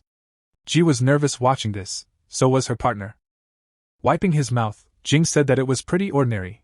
There was nothing special about the noodles and broth. The couple tensed up when the judges gave them 75 points. The next dish was bibimbap, which the judges soon tried, and they gave 80 points to the cooking team. When Jisung looked at the next dish, he was amazed. It was Ningnan using ma gaku. Looking at the boys, the judge asked if it was masu. The boys smiled, saying that it was. Youngman frowned and asked Sunghoon if mguku was considered ning. The protagonist whispered to him, saying that he was part of this family. Yoonjun looked at the noodles and expressed her admiration. Jisung smiled, saying that he thought the buckwheat flour itself was of the highest quality, but they cooked the noodles well. Noonan, without saying anything, simply tried the noodles, after which he grinned and said that this team did an excellent job. The boys bowed when the judges awarded them 90 points. Ji saw this and tensed up. They had the lowest score among the 3 teams. Frowning, she turned to Hyan, saying that if they were expelled, their relationship would be broken. Looking at the protagonist, Hyan told the girl not to worry because they would definitely be expelled. Jisung took the protagonist team's Pingyang man and said that it was made from the same noodles as the previous teams, then asked Youngman if they were from the jewelry hotel. Youngman worriedly confirmed this. Jisung picked up the bowl, deciding to start tasting. A moment later, the noodles fell into his mouth. Right after him, Yunnan also tried the noodles, and Yunnan decided to pick up the bowl and taste the broth. Sunan tensed up, expecting the worst. Unexpectedly, Jisung smiled. This surprised the protagonist. The man looked at the guys and asked who cooked the noodles. The protagonist thought mentally, recalling the cooking process, but before he could answer, Young Man raised his hand, saying that he was the one who made the noodles. A smile appeared on the guy's face. Jisun looked at him and thought his fingers grabbed his hand. A moment later, he screamed and began to scold Youngman. He was very scared when he heard the judges scream. The man angrily began to list the shortcomings of the noodles. Youngman became very nervous listening to the screams. A second later, he pointed at the protagonist, saying that he was the one who made the noodles while he was busy with the broth and side dish. The protagonist glared at his partner in anger. His pupils shrank from insane anger. Jisung pointed at the couple and asked if the noodles were actually made by Sunghoon. The protagonist himself closed his eyes, realizing that now he could not justify himself. His fists clenched. He now just needed to stand there and remain silent, as making excuses would now be detrimental to the entire situation. If this had not been filmed, the protagonist would have hit his partner long ago, the partner who was now smiling contentedly, and called out to Sunghoon. With a frown, bowing his head, the protagonist admitted that he was the one who cooked the noodles. The judge thought for a moment, realizing that such hotels were simply hopeless. And because of the guy's skills, he was still an apprentice chef. It had already seemed strange to him. Back then, when he said that he learned about cooking from Samana, the guy was good at making glee. Jisung stood up, saying that he didn't even need to bother solving the assessment for this. The man began to approach the couple, getting very angry. Then he grabbed their badges, thanking them for their participation. The protagonist gritted his teeth. He didn't want to be excluded because of such nonsense, but suddenly, they looked away. Even Ji and Hyan, who were celebrating their victory, stopped dancing. Mung stood up and said that everything was strange. The explanation of what he heard and the things he saw were very different. Iman became worried when the judge began to dispute his words. Afterward, the man described how he had previously observed the cook. He noticed contestant Sunghoon preparing broth and contestant young man kneading dough. He smiled and asked the person whether he was incorrect about something. Youngman lifted his hands uneasily, then pointed to the protagonist, stating that while he was doing his best, this guy climbed in and grabbed the dough, picking up noodles with chopsticks. Mung questioned the man if he was serious. Afterwards, he smiled and explained that when he chose the type of flour, he chose buckwheat flour without hesitation, thus his dough did not stay together and was easily torn. But his time was over, so Sunghoon disagreed with him and began correcting the D. Chanman froze in amazement as he heard the judge's comments. Manson smiled smugly and suggested they watch the recording to confirm. Chanman bowed his head as he remembered that the entire operation had been filmed on camera. He closed his eyes and began to consider what to say, but when he ran out of ideas, he groaned and asked for pardon. Then he bowed again and begged pardon, freezing in that position. Jason called out to the guy, irritated. Then he seized his badge in his hand and ripped it away violently, congratulating him for his participation while implying their defeat. The youngster bent his head again, refusing to object. Jason gazed at Sunghoon and shouted out to him. After calming down, he asked him what he thought about losing due to his partner's meanness. The protagonist grimaced and stated that he was disappointed. The judge asked the kid why he was disappointed. Unfortunately, the youngster stated that he was unable to demonstrate his level of preparedness, and thus missed out on the opportunity to realize his ambition. Jason looked at the boy and stated that, while yesterday's dish was great, that was it. When the judge started outlining his transgressions, the young man turned away instinctively. Jason pointed at the boys and complained about the poor quality of their accommodation. The man, hardly managing his rage, declared that Sunghoon and Youngman will be terminated because of their poor teamwork. But this time, Yunin stopped him, forcing the man to look at her. The woman asked him if they needed to count their points. Why was he making all the decisions himself? Jisung frowned and stated that there was no need to count anything. Picking up the bowl, Yunin stated that the noodles were not very nice, but the soup was excellent. Yun also took up the bowl, agreeing with her, and drank the broth again before putting it aside. Mung said the broth was simply delicious. Yunin asked Sunghoon if he used chicken and beef brisket in the broth. The protagonist responded honestly, stating that the chicken attracted his eye when he opened the refrigerator to select ingredients for the broth and side dish. So he used chicken and brisket to make a classic soup, and to mask the pungent odor, he added all of the pepper and bay leaves. Yunin smiled happily upon hearing his remarks, then tensed and simply stated that it was worth 5 points. Manung smiled, indicating his agreement. He then turned to Jisoo and asked if he still believed there was no reason to count the points. Jisung clenched his teeth in rage when he heard his inquiry. The man scowled at Manung, questioning why he dared to argue with him so boldly. After calming down, Jisung stated that his decision remained unchanged. Hearing this, Sunghoon grew depressed again. Jisung appeared in front of him again, announcing that he was removing him from the program. He then extended his hand and asked for his badge back. The guy closed his eyes, telling Jisung not to give up hope for their hotel because he was fairly sweet. His statements astonished the judge. Youngman was surprised when the protagonist tried to rationalize his conduct. Jisung, who was watching everything, frowned again. Extending his hand, he instructed the protagonist to cease being calm because there were still several teams behind him. Ignoring his words, the protagonist dug into his pocket and pulled out a ticket that surprised the judge.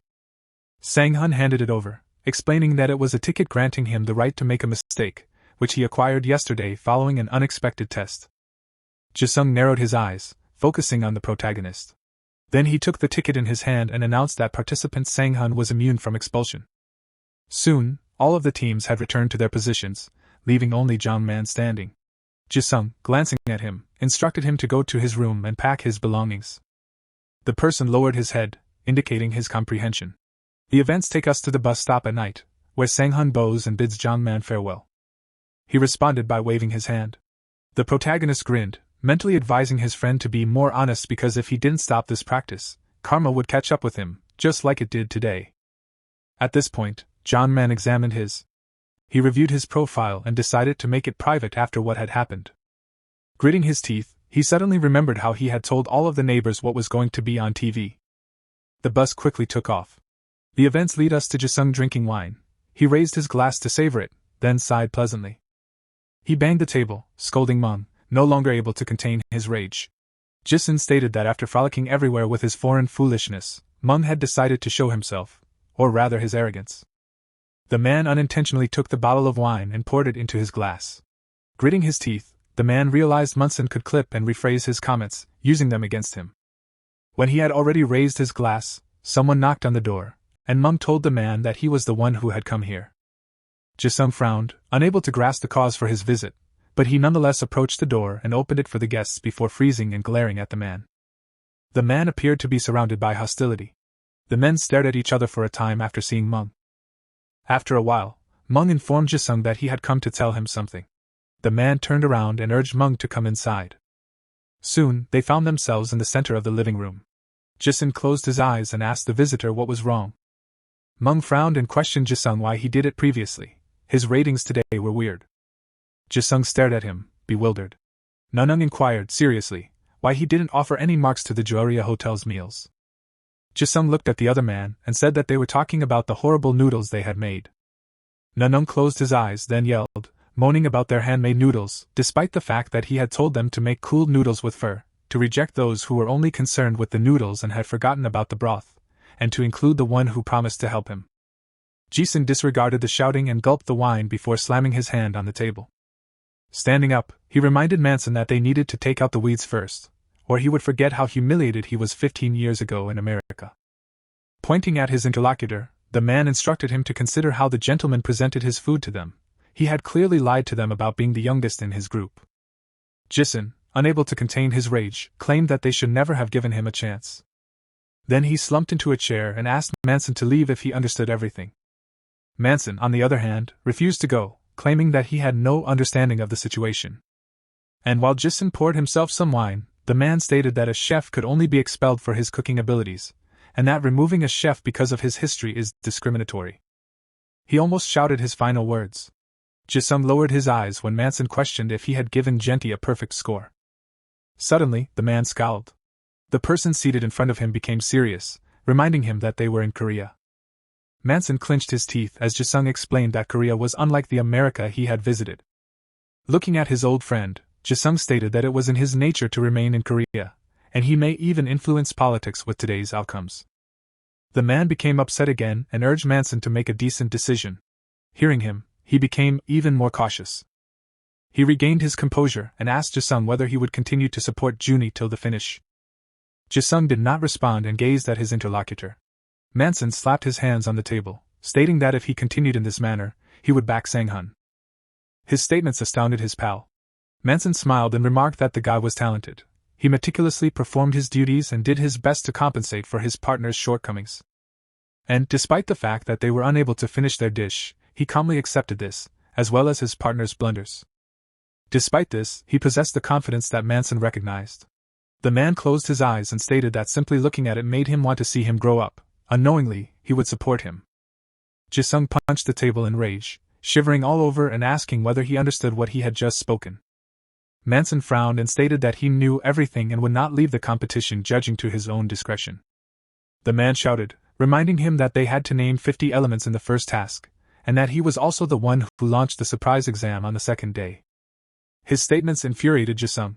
Leaning against the table, Manson inquired if he considered this a fair competition. Frowning, the man told Jisung that if he wanted to change his attitude, he needed to quit supporting the Hilton Hotel. Jisung's face went purple from anger. Manson put his hand in his pocket and decided to leave. When he turned around to duck, Jisung began to shout after him. Stopping in front of the door, Manson expressed hope that he recognized his earnest intentions. Jisung clenched his teeth, filled with rage and fury, and resolved to exact retribution. The circumstances lead us to the filming gang. Mina handed Hyunu a paper, claiming it was relevant to the main program.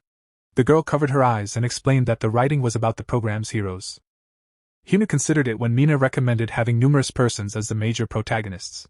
A second later, he assured Mina that they would absolutely choose those with high commercial value, and that it would be fantastic to include personal life experiences. Hyunu stated, somewhat frowning, that this was a tactic utilized in programs of limited interest. The group leader closed his eyes and stated that the selection of the key characters was very essential. Mina smiled and offered Sun. Putting the paper on the table, the girl stated that the guy withheld something during the interview, so she dug a little more and discovered that his mother suffers from a rare ailment. Hyuna grinned and decided to include the individual on the list. He then turned to the other members of the group and asked if they had any suggestions. One of the guys raised his hand to suggest Junti. Hyuna stated that after reviewing the papers containing information on the man, he clearly bore the aura of a typical elite. Hyuna, looking at Mina, suggested that Sun and Janti get acquainted.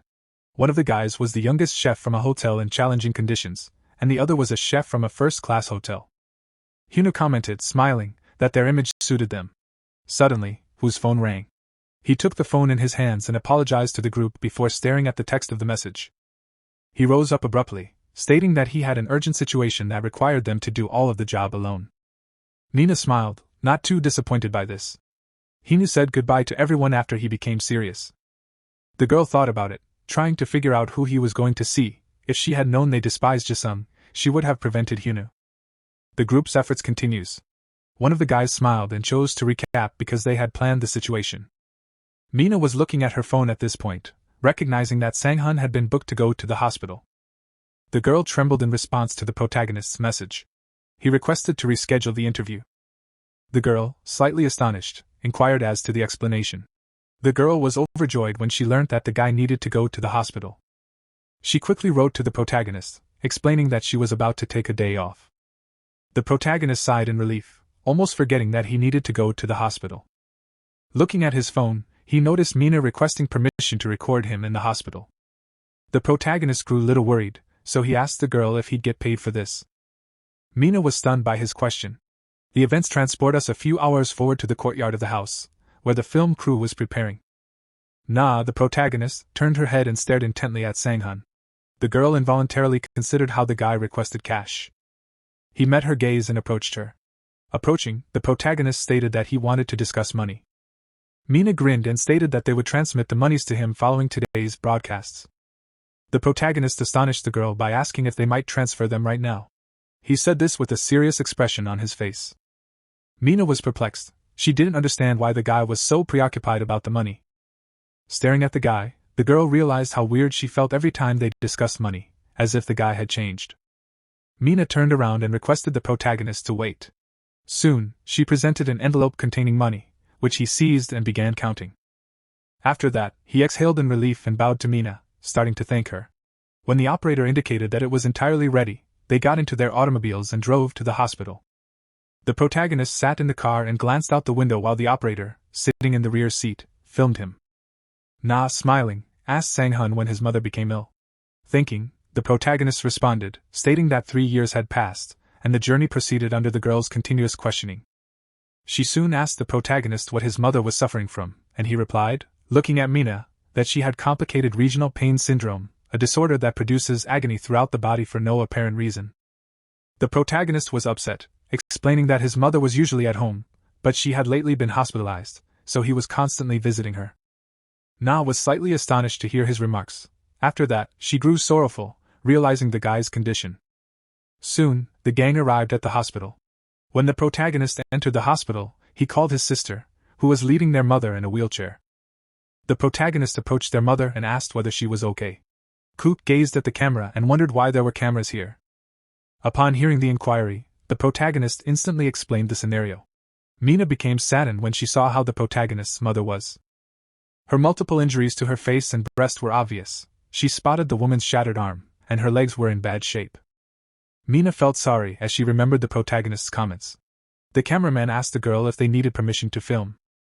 Mina immediately met Shun's mother and asked if it was acceptable to record them with her son. She grinned and agreed. Menon reminded her brother about the payment for their mother's treatment. They soon arrived at the doctor's office, where he unwrapped the bandages from the woman's hand and began examining her. The protagonist and his sister witnessed everything with anguish. The cameraman lowered the camera and announced that they might conclude it here. The protagonist unexpectedly drove his mother to Mina and asked her to stand beside him as he paid for her treatment. After obtaining her consent, the protagonist walked away. Hook grinned as he asked the girl if Sunghoon had passed the preliminary test. Nina grinned and stated that the guy had. The protagonist's mother, Gred, stated that she still needed to go see her son, of whom she was proud. Hook was relieved and asked when she could watch the finals, to which Mina replied that it would be after the weekend, on the first day of the week. The protagonist and M were standing near the cash register when the cashier looked at the monitor and announced the amount of the treatment. Nin handed over the card, saying that they would pay with this, and the girl became a little nervous, telling her brother that she should at least pay for her mother's treatment. Sunin sadly stared at his sister, who turned out to be working part-time, but the cashier suddenly returned the card, saying that the payment. The protagonist smiled as he handed over the envelope to his sister, saying that even though it wasn't much, it should be enough for the first time. Sunin explained that the money was an advance payment he received for the interview, and Mina, who was standing to the side, understood why the guy wanted to. In the hotel, Heyman was carrying glasses of wine for himself and Ji.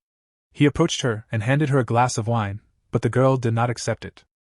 After a while, they found themselves near the car, and the protagonist knelt down, telling his mother that he needed to leave. His mother smiled, asking him to do his best and not be nervous, and Sihun smiled, accepting his mother's request. The girl was enraged at the thought of the Persia Hotel's sous chef losing to the assistant C. She removed the guy's hand and said she didn't want to drink. Heyman smiled and asked if it was because of yesterday's incident, but she didn't respond, mentally saying that they only passed because of luck. They had the lowest result among the 3 teams, and if Sang-hun hadn't made a mistake, she would have been expelled.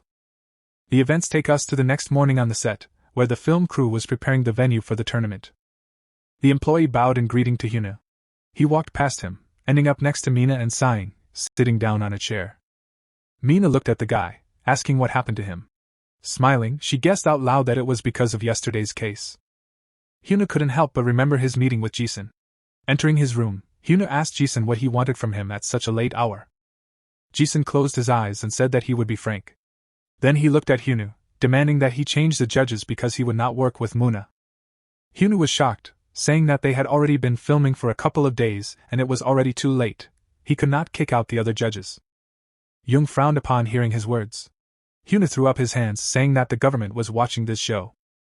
Jisung bit his lower lip, barely holding back his anger. The head of the film crew was tense, watching him. Then he slightly surprised Jisung by asking him if he remembered the program they had done together before. Jisung heard him and looked away, trying to hide his shame because the store he was advertising on the show was selling imported meat and deceiving their customers by telling them it was domestic. But during their show, it was revealed that their meat was from Korea, and they were later caught. Hyuna raised his hand, reminding them how hard he tried to cover up what happened in order to protect Jisung from the consequences. Taking bribes from that store, he had to beg the director for help, and even then, he barely managed to resolve the situation. Jisung frowned, looking at Hyuna. A moment later, he closed his eyes, saying that he understood everything. Hyuna, however, did not feel any better from his words, and now he was sitting tense on the set. Then he looked at the set and said that they were changing the show's editing technique. Hyuna was determined to exact retribution, so he directed that the sequences of Judge Jison's swearing be left uncut and just the vulgar language be censored. Mino was concerned, asking if they should do it because the communications committee would be upset. Hyuna frowned slightly, claiming that because they were backed by the government, the communications committee would do nothing. He grinned and decided to turn Jisung into a clown. Jisung served as a springboard to help them elevate their performance. Soon, the contestants and judges had gathered. Jisung stood up to meet the candidates. The contenders began to cheer because they had all advanced to the finals. Only Sang-hun and Janggi remained calm. Ji and Hyun were tense when Jisung mentioned that not everyone who came this far did so because of their abilities. Being serious this time, the man stated that some of them may be standing here because their colleagues performed well, and he was confident that there were those here who did not make it out simply because they were unable to stand out. Suddenly, the guy exclaimed, "Today will be different. The judges will test their knowledge of the fundamentals from the start." Jisung took a piece of paper and read the first job. After reading it, he scowled and informed the candidates that they had never had to kill a living creature with their own hands to cook something. The contestants were ecstatic when they heard his remarks. Suddenly, a truck drove into the yard, loaded with chicken cages. The protagonist frowned. The scent was simply terrible. The truck soon came to a stop in front of the judges. The chickens in the cages closely investigated the people. Their odor caused many to hold their noses. Yunin suddenly grabbed a chicken and raised it up, explaining that their first mission would be to catch and roast a live chicken. The fowl made a loud noise. The cooks sweated in dread, and many covered their noses with their hands. Yoonjun smiled broadly and announced that the first job in the finals would be to catch and roast a live chicken. There were numerous cages with birds in the truck. Manson extended his hand to the side and ordered that as soon as the assignment began, each participant walk to the truck and take a chicken. He turned aside as Jisung instructed the candidates to remember something. He crossed his arms and stated that the mission would start with properly catching the chicken. There were stoves and other cooking items on the tables, and Jisung stated that the candidates were welcome to utilize them. Jisun furrowed his brow and shouted loudly that the candidates will have 40 minutes to complete everything before beginning the last assignment. A man wearing white gloves rushed out to grasp the chicken, one hand securely gripping the bird and the other grabbing its legs. Yun-sun, the Burgess Hotel's second cook, grabbed the chicken in her hands and claimed it smelled dreadful. The bird's eyes were wide open. The girl was sweating and her lips were tightly squeezed together. She extended her shaking hands to the chicken, urging it not to move. Suddenly, the chicken flapped its wings and extended its sharp claws for the chef's fingers. The girl clamped one eye tight and screamed in terror as blood spilled from a new wound on her arm. Jisun approached her, and the girl told him that a fowl had scratched her. She showed the man her haircut. Jisun frowned carefully, pointing to the side and informing her that there was a hospital center behind the truck where she could get medical attention. The man crossed his arms and directed the cook to return to the hotel immediately. Then he collected her belongings and left. Jisun ordered that she hand over her badge, and the girl paled in dread.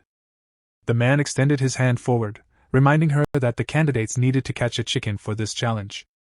The girl removed the emblem from her garments, gazing down sadly, and placed it in Jisung's palm. Yeonjun scowled, perplexed as to why the candidates were struggling to do this assignment, to which Muning responded that in today's world, individuals don't collect chickens on their own. Jen crossed his arms and stated that the last time he caught a chicken was 10 years ago, so this would undoubtedly be a new experience for the young chefs. Yun furrowed her brow and said that there was nothing they could do in that circumstance. The man looked aside, thinking that he didn't hold back this time because of the mission Yunin assigned him. While the contestants attempted to catch the birds, Jisun considered how the goal of this challenge was to eliminate as many individuals as possible, making it ideal for his purposes. The man gripped the chicken's legs hard, gritting his teeth from the physical strain. Ji looked at Hyan and said that this was not a team effort. When Dad stated he'd be back in the kitchen with the birds soon, the girl looked to the chicken cages. She was drenched in sweat and held her hands in front of her. Ji's eyes widened in surprise as someone instructed her to grab the chicken's legs first. She turned to the youngster, who said the bird should be turned upside down. He grabbed the chicken by the legs, and the protagonist turned it over. Ji scowled, questioning whether Sunghoon was assisting her. The protagonist, who was standing sideways to the girl, responded that she was holding up the line and that he was showing her how to do it. She knows how to do it. Sunghoon turned around and said he didn't want to see Ji fall behind like she did, while the others around her made mistakes. The girl frowned, indignantly. The protagonist approached the table and roughly placed the chicken. Sunghoon sweated and assumed he could do it so quickly because he had just watched a few videos of others catching chickens, but the true challenge would be killing the bird. The protagonist closed his eyes and considered looking into the chicken's memories. Sunan placed his hands on the bird, and the chicken's eyes opened wide. The birds were walking around the hay-scattered area. When the chicken heard a loud noise, it stopped moving.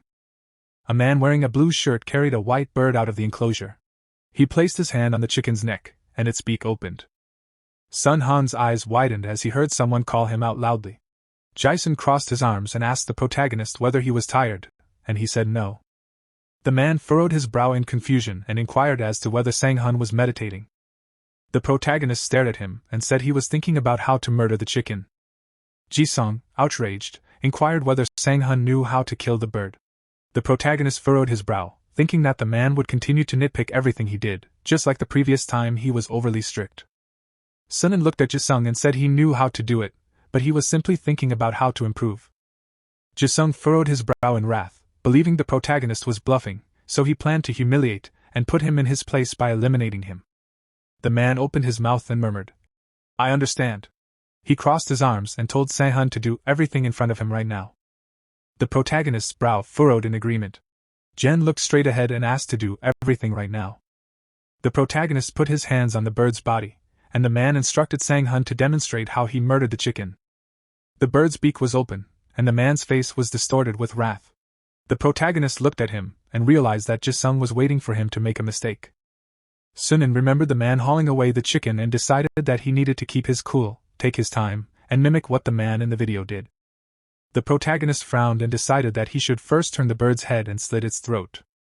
He apologized to the chicken in his mind. He grabbed the bird's legs and decided to hold the chicken so that the blood might fall out. Sunghoon looked at the pot and decided that if the water was already sufficiently hot, he should reduce the heat to medium. The protagonist changed the temperature on the stove.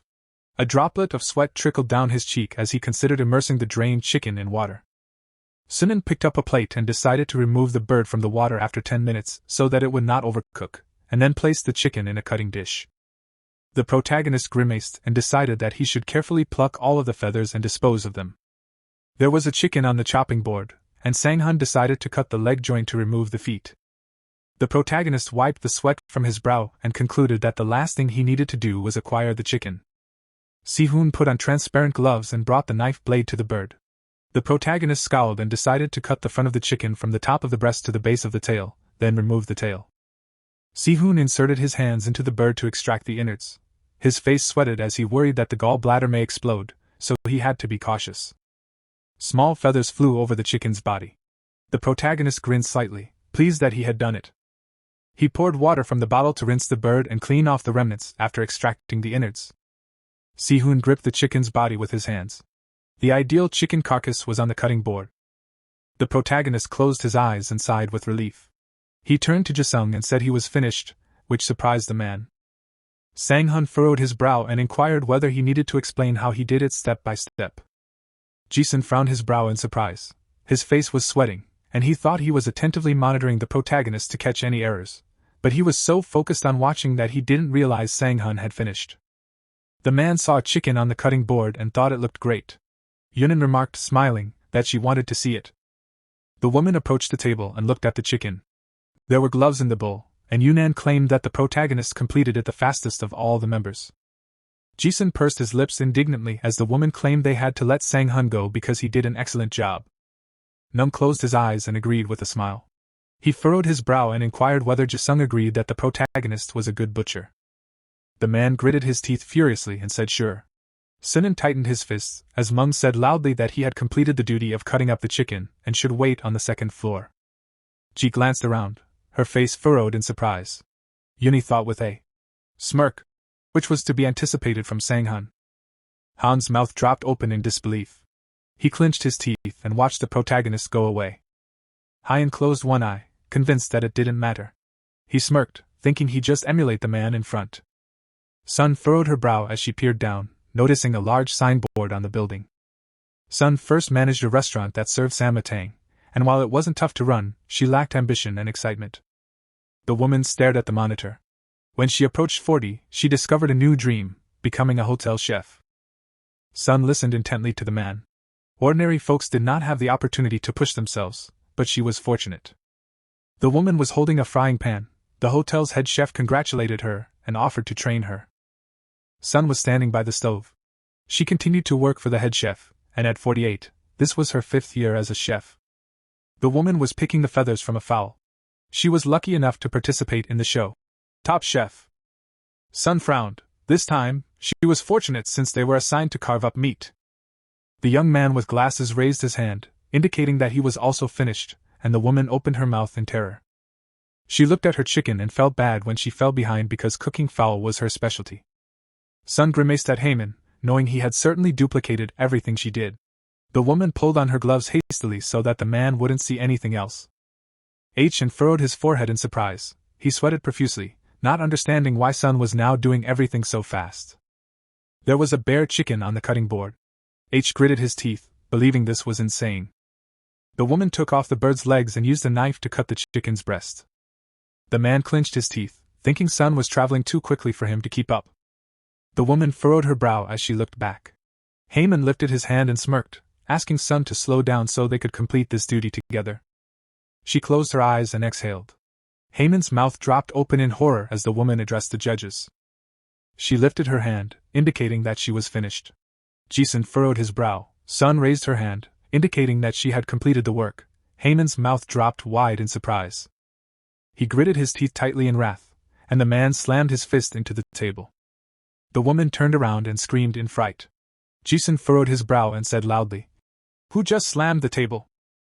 Man scratched the back of his head and mentioned that there was a bug on the table.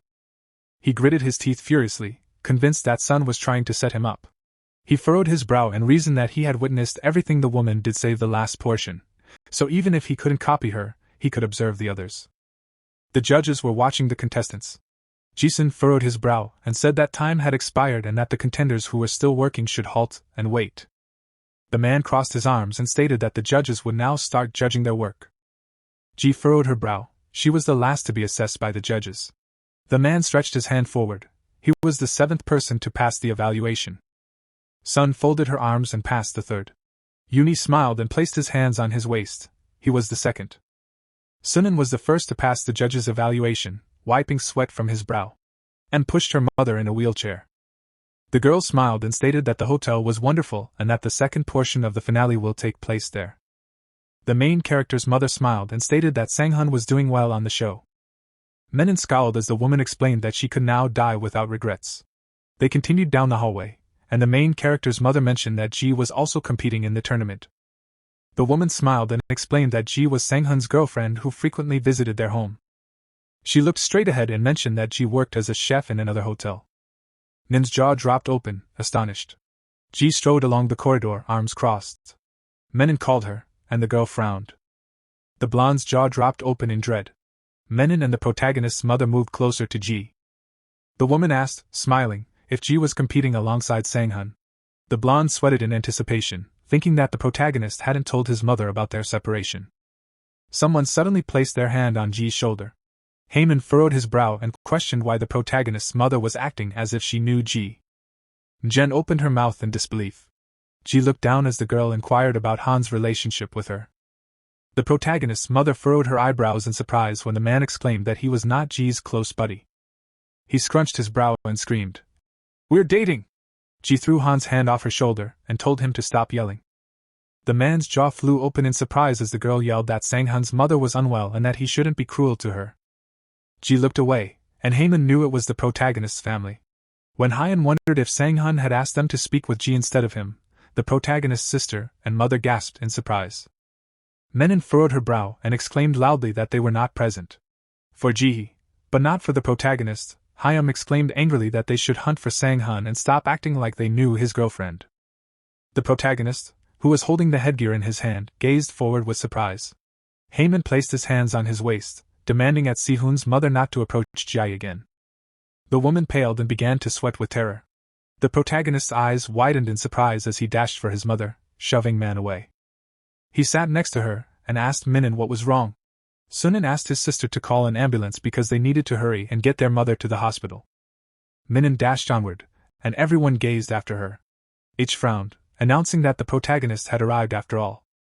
Sohan stood motionless.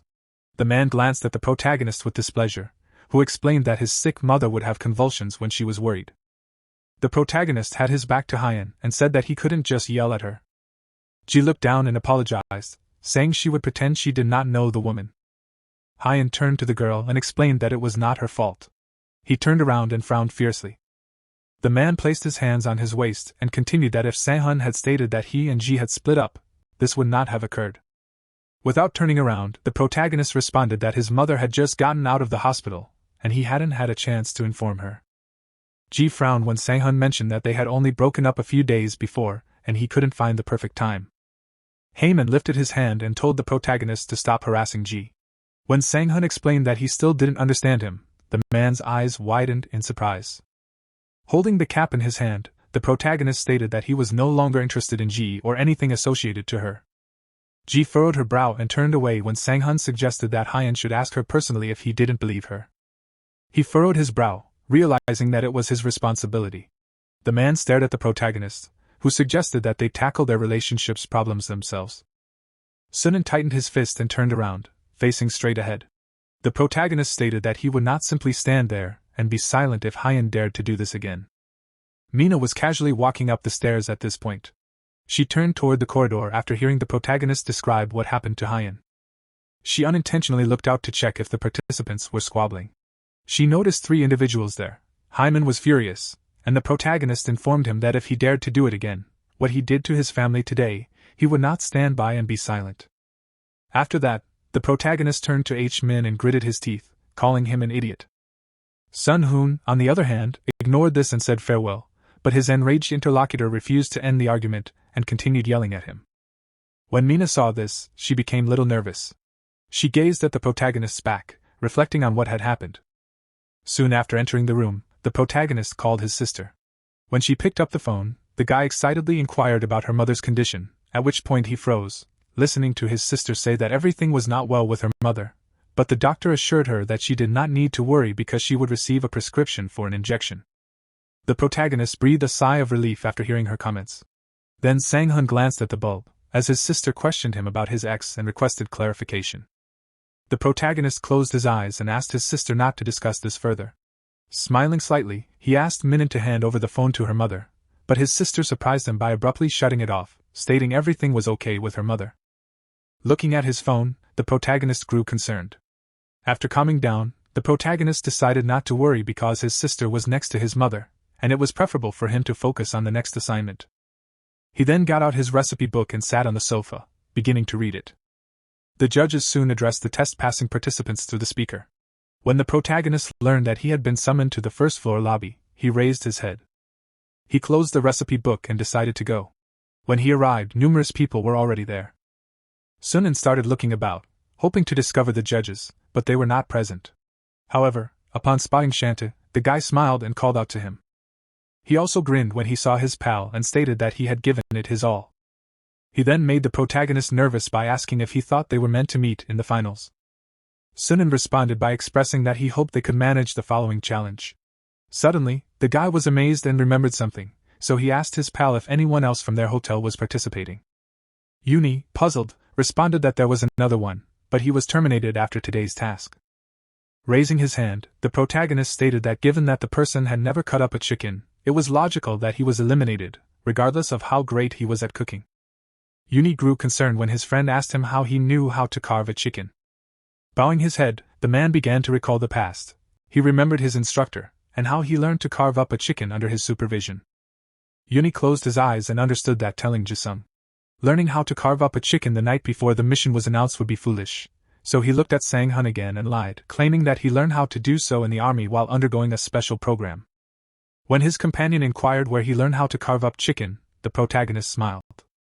Scratching his head, he said that he'd done it a couple times in the army when he was assigned as an assistant cook. Young Haeon was anxious, thinking that he had learned everything from the chicken's memories, but even if he told them, they would not believe him. Suddenly, they noticed the judges approaching. NTI offered his hand to his friend, encouraging him to give his all. Sunghoon agreed and extended his hand, after which they shook hands. One of the judges spoke up, attracting attention to himself while standing near the entrance. The man grinned and announced that the test will take place here. Following his instructions, the participants hurried into the hall. However, Sunghoon observed someone in the crowd. He frowned when he spotted two chefs he recognized. They turned out to be Subak and Ilu. Ilu chuckled as he noticed the protagonist, then stopped and stared at him, laughing. The two men commented that it was strange that such a dismal person was around. The protagonist could barely contain his rage. These folks were from the Mongan Hotel. He closed his eyes, deciding to ignore the men and concentrate on his duties. The cooks soon formed a line and rose in front of the judges. Neoman was startled to see that only 24 out of 200 participants remained. He frowned slightly, understanding he needed to be stricter given the tiny number of participants. Extending his fingers, he reminded the competitors that this was a paired task. 2 contestants would independently cook dishes of their choice and deliver them to the judges, who would then determine who to eliminate. Jinik, who was standing close to Sung, tightened up when she realized the contestants may kick their opponent. Suddenly, the chef summoned Sunghoon, who had completed the stage before everyone else. The man smiled and asked him to step forward. The protagonist complied and stood before the judges. Looking at the individual, Muning urged him to choose his opponent. The protagonist scowled, pondering about his opponent, and when the man opened his mouth to choose an opponent, Junti screamed, interrupting him. The man lifted his hand and stepped forward. The protagonist was surprised to see him. Nunung looked at him and inquired what type of inquiry he had. Stepping forward, Jangi inquired whether he could compete with Sunghoon. Nunung smiled and asked if there was any particular reason he wanted to do so. The guy grinned and stated that he wanted to renew their competition from 8 years ago. The protagonist grinned as he remembered an 8-year-old culinary competition in which Gongdi won first place and the protagonist finished second. However, the current scenario was diametrically opposed to that of the past, which is why Jangi was so determined to win. Sun turned to his friend, Jae, who was now looking carefully at Jangi. He was biting his lips, chastising Jangi for his decision. The man grimaced. If Jianji could win now, He could modify every program in the future to ensure his victory. Yunnan smiled and told Janti that he was overconfident about facing an opponent who had won first place. He simply smirked and shouted, claiming that it didn't matter.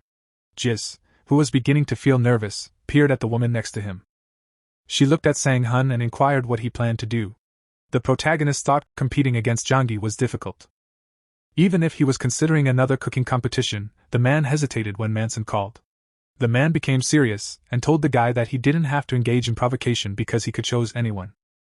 The protagonist used a serious tone and spoke the opponent's name clearly. Soon, the man found himself in the dressing room with Hyman. Hyman frowned and questioned why he was so sure in himself when he was only an apprentice chef. The protagonist said that he simply wanted to know how good a person working in one of the top 20 hotels was. Hyman could scarcely hold his rage as he looked at the protagonist and questioned if he was from Jula, a rubbish motel that ranked 100th in the country. When the protagonist heard his statements, he grimaced and turned to face him, saying that he was too arrogant to be a member of such a hotel. Hyman grinned and revealed that he knew the guy's genuine motivation. He merely wanted to exact revenge on the person who had taken his girlfriend. However, the protagonist did not glance at Hyman, claiming that he had previously discussed this with him in the hall. His statements astonished the person much. Sunghoon turned to the sous chef, stating he only wanted to see how he was. Hyman couldn't control his rage and wanted to scream, but the photographer summoned them, and they were obliged to stand before the judges. The boys were able to relax and did not show their actual emotions. The other attendees observed them from the sidelines, with some turning their focus to the table. Gianti frowned, not understanding the significance of the black cloth. Everyone looked to Jisoo, who announced that the object hidden in front of him will serve as the competition's theme. Frowning, he said that it was one of the themes.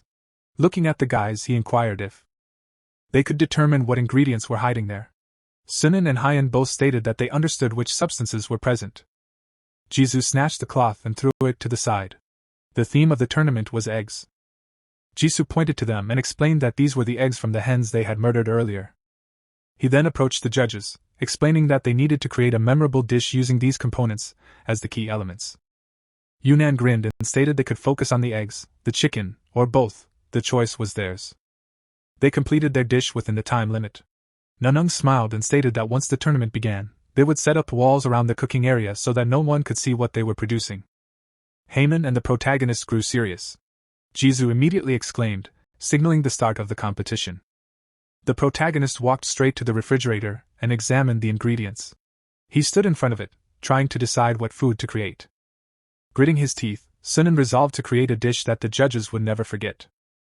Following that, he promptly picked up an egg.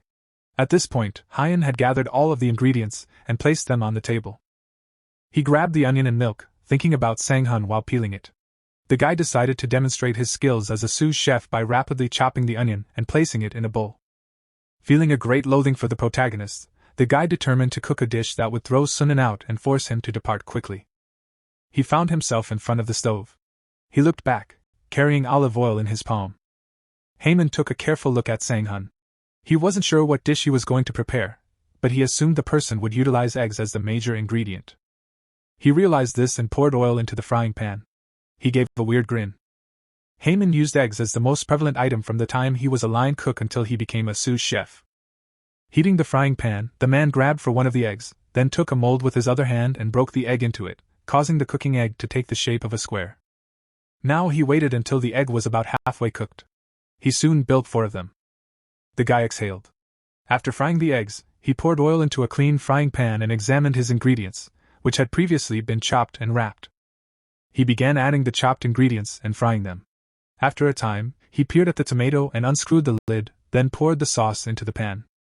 The guy scowled, understanding that 30 minutes was insufficient for the sauce to simmer and thicken, even if it was store-bought. To achieve the desired consistency, the guy added milk and waited for the sauce to boil. It soon boiled. As soon as it boiled, Hyman began adding the fried eggs and mozzarella to the pan. Then he added basil leaves on top. The guy's lips curved into a smile as he stared at Sunghoon, expecting his victory. Soon, Jisoo yelled, heralding the end of time. The 2 contestants instantly appeared before the judges. They stood immobile and expressionless. Jisoo, sitting in the center, requested everyone to present their delicacies. Hyman and Sunghoon grasped the lids simultaneously. The sous chef grinned. A moment later, he opened the cover, surprising Jisoo with his food. The judge then turned to Sunghoon and asked him to produce the food, but when he saw it, he was appalled. It was fried eggs with nori. The three judges were all stunned by what they witnessed. Yoonan frowned as she noticed the food. Nunung was likewise surprised that a guy offered such a dish. Now he felt ashamed that he stood up for him. Jisoo was surprised that a man was offering them with this food. He gazed at the protagonist, trying to figure out what he was thinking. The judge cooled down after coughing, and he made Haemin happy by promising to sample his meal first.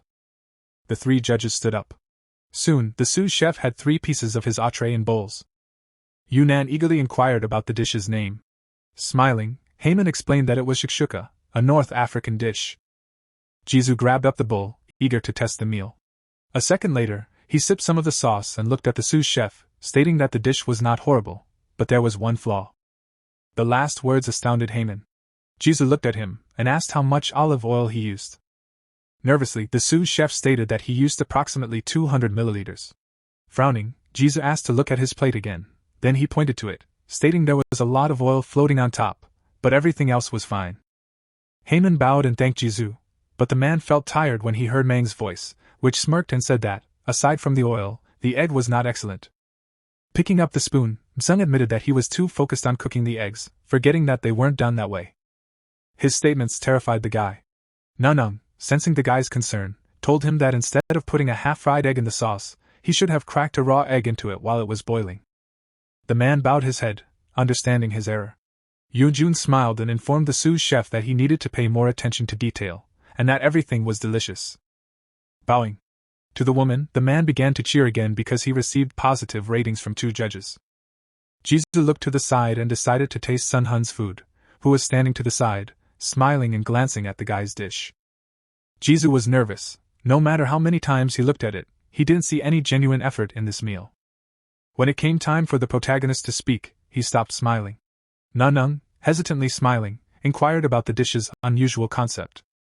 The protagonist looked at the food and commented that it was an open-minded breakfast. His statements astonished the man. The protagonist looked back at the judges and repeated what he had stated. Jisoo cursed in his head. He couldn't understand why the man was so confident when his food looked like that. Mung took the plate and opted to be the first to try.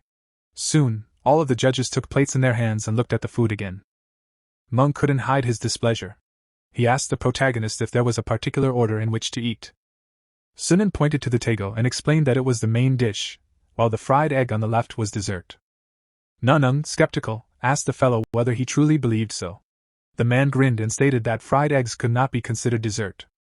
Looking at the egg, he explained that an appetizer is typically a dish seasoned with spices and salt that complements the main course. Nunung frowned as the protagonist did not change his mind.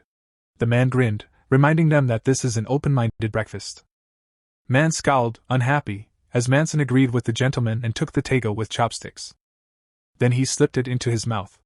Jisoo and Yoon both did the same thing.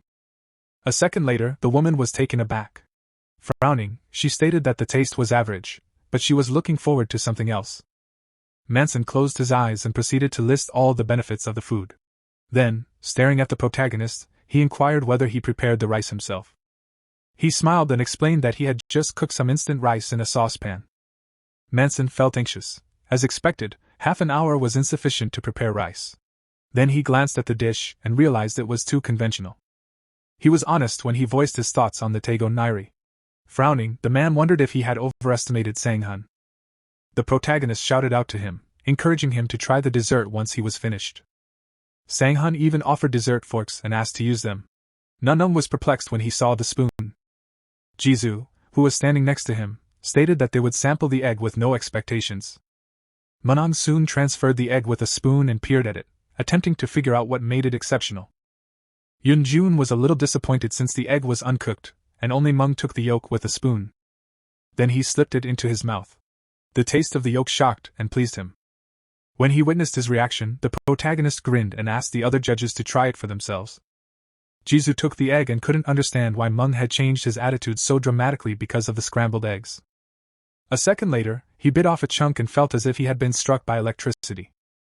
They, like Yoonan, glanced at the egg, commenting that it was unusually sour.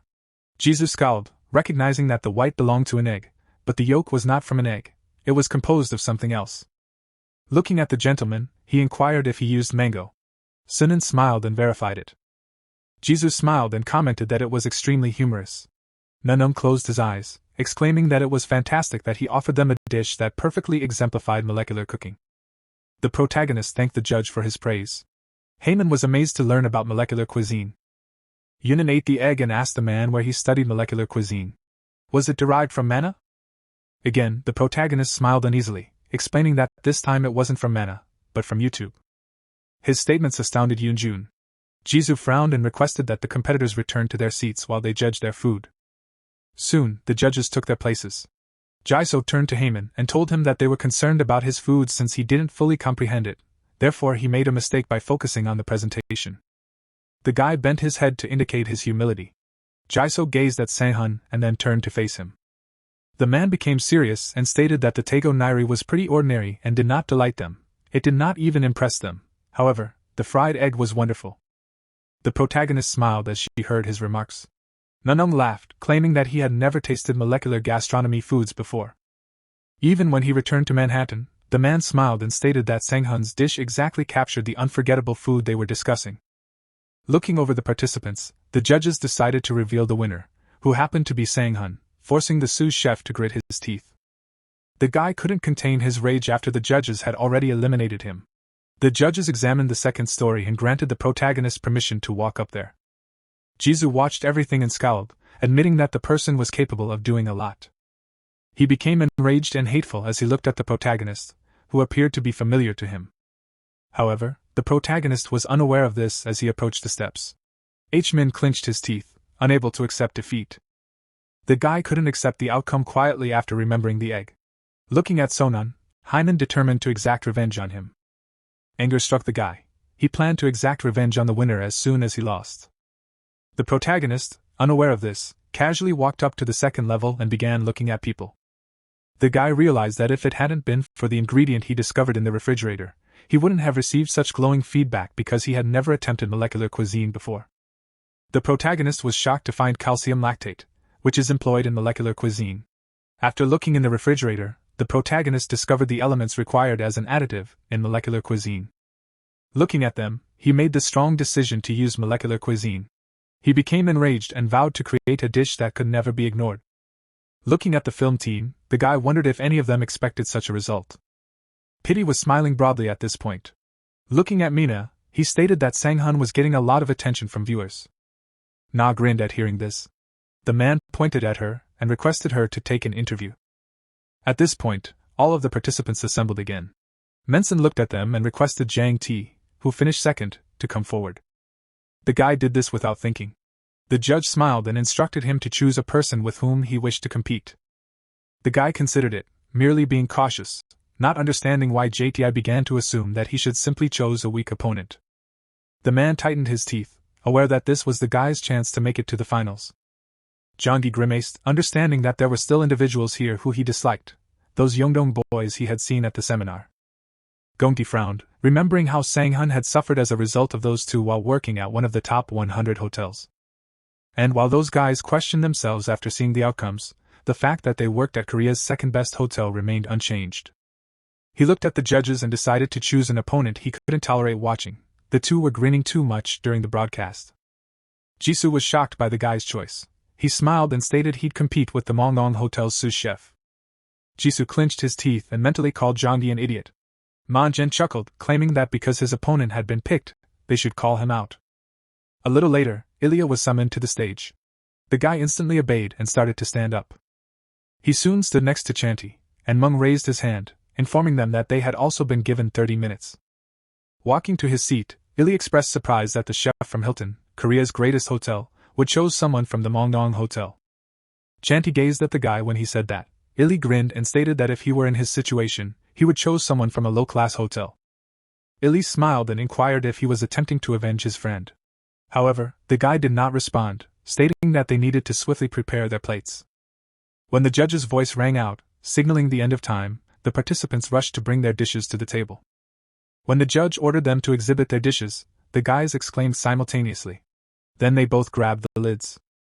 Chanti's food was an omelette with chicken breast steak, while Ilya served chicken soup with Jean. Jisoo stepped up, stating that the steak had drawn his attention. He quickly tried the steak and froze, staring at the platter.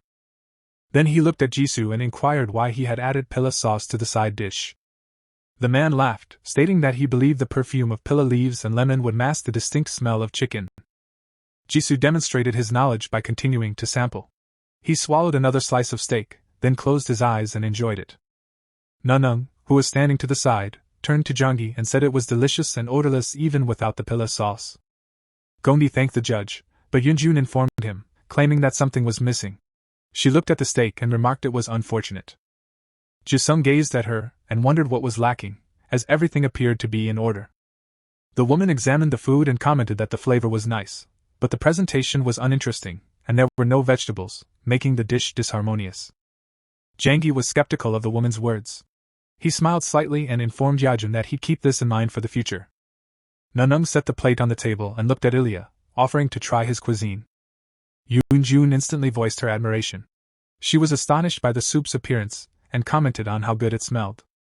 When she questioned how he cooked the chicken, he grinned and explained that he used a smaller bird and cooked it in a frying pan.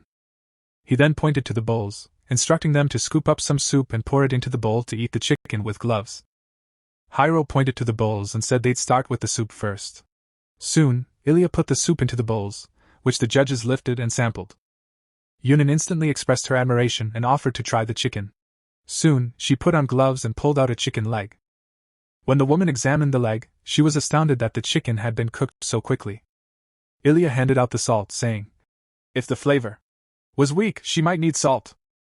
The judge instantly added salt and chewed on a slice. Jisoo ate the entire leg, whereas Mung only took a nibble of the wings. Ilya felt tense as he watched the judges, but then he smiled. Mung smiled, complimenting the guy, although it was a touch bland. But that is fine because he served the salt separately. The guy bowed and thanked the judge, and Yunin showed her admiration, unexpectedly becoming agreeable.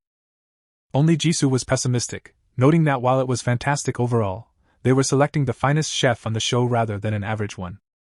His remarks made Ilya nervous, and he even became terrified. Jisoo stated that his food should have had a story and inventiveness, but it was just wonderful and, at the same time, conventional. Nanung stared at Jisung and realized he was insulting the guy in order to help Yunti. The judges soon sat down to discuss the winner's identity. Yoonjun raised her hand, telling Il that he had exceeded her expectations. Jisun, on the other hand, remained pessimistic, claiming that his opinion had not changed. After hearing one of the judges speak, Il grimaced and looked at Mung. Jing stated that he will be the one to declare the winner. Mung himself was nervous. It was a difficult decision. Thinking about it, the man told himself that both dishes were great. Yes, they used the basic components effectively, but neither the steak nor the chicken soup were exceptional. Yunsung looked about at the competitors before turning to Youngi and remarking that, despite making a distinctive sauce with perilla leaves, he considered his meal to be quite underwhelming. Jisun tightened his teeth at the man's statements. Yuni tightened up while listening to Myung's comments. The judge smiled slightly and commented that the chicken was good on its own. The seasoning was also good. It was delicious without the sauce, but it became too salty when dipped in it. Yuni grimaced as she heard his remarks, and Jisun couldn't help but be angry. Ilu chuckled when Mung hailed him as the winner. Yuni couldn't help but think about his extreme perplexity. If he had thought about the side dish instead of the perilla leaf sauce, he would have closed his eyes and determined not to regret it, and instead give it his all in the following exam. He could only see Ayu's back as he left. He turned around and stared at him, and his lips curled into a smile. The guy couldn't help but frown at this. Il grinned broadly and started to stand up. At this point, the protagonist was strolling down the corridor. He glanced into the distance, thinking about the interview, which turned out to be more difficult than he anticipated. The guy closed his eyes, remembering how the queries became increasingly personal. When he opened his eyes, he suddenly remembered the last question. The guy opted to forget about it as he continued walking forward. Meanwhile, Mino was reading the text. The operator saw the girl's bewilderment, and she kept rereading 2 sheets. He terrified the girl by summoning her in a whisper and lifting his hand. The guy informed the girl that she needed to prepare for the upcoming interview. The guy, feeling slightly apprehensive, inquired as to why she had asked Sanghoon the final question. The girl smiled, not immediately comprehending what they were saying, and then looked at the text in her palm. Sunan then returned to the second-floor landing. He was the one who witnessed his friend's exam, and when Ilya was declared the victor he was stunned. His friend was now walking downstairs, and Ilya approached him on the second floor. The guy was perplexed when he saw the protagonist, but a crazy grin came on his face shortly after. He approached him and yelled out. Standing next to the protagonist, Illa said that his friend had lost and was now on the elimination list. The guy smiled creepily as he warned the protagonist not to disgrace himself like his friend. Sihun stared at the newcomer, calling him obnoxious. Illa closed his eyes and informed the protagonist that he had improved his word choice since joining his hotel. Illa patted the guy on the shoulder and encouraged him to enjoy his dominance because he was about to steal even him. Sunan could scarcely contain his rage following his comments. At this point, the judges moved on to the next participant. Nansen smiled when he called Yoongi. The girl rushed forward and stood in front of the judges. Manson raised his hand, instructing the female to choose an opponent. She grinned and said the opponent's name, which turned out to be Ji from the Persia Hotel. Ji grew irritated, unable to recall the girl in front of her. The girl was definitely anxious when she saw the Bia Hotel ranked 6th on the list of the best. Manson stared at the crowd and called Ji. She stood close to him with a solemn expression. Jisoo cooled down and asked Yoongi why she selected Ji. The girl smiled softly, explaining that she had no motive for this. Ji was stunned by this. Yoonjun lifted her hand, indicating that everyone might take their seats and begin cooking.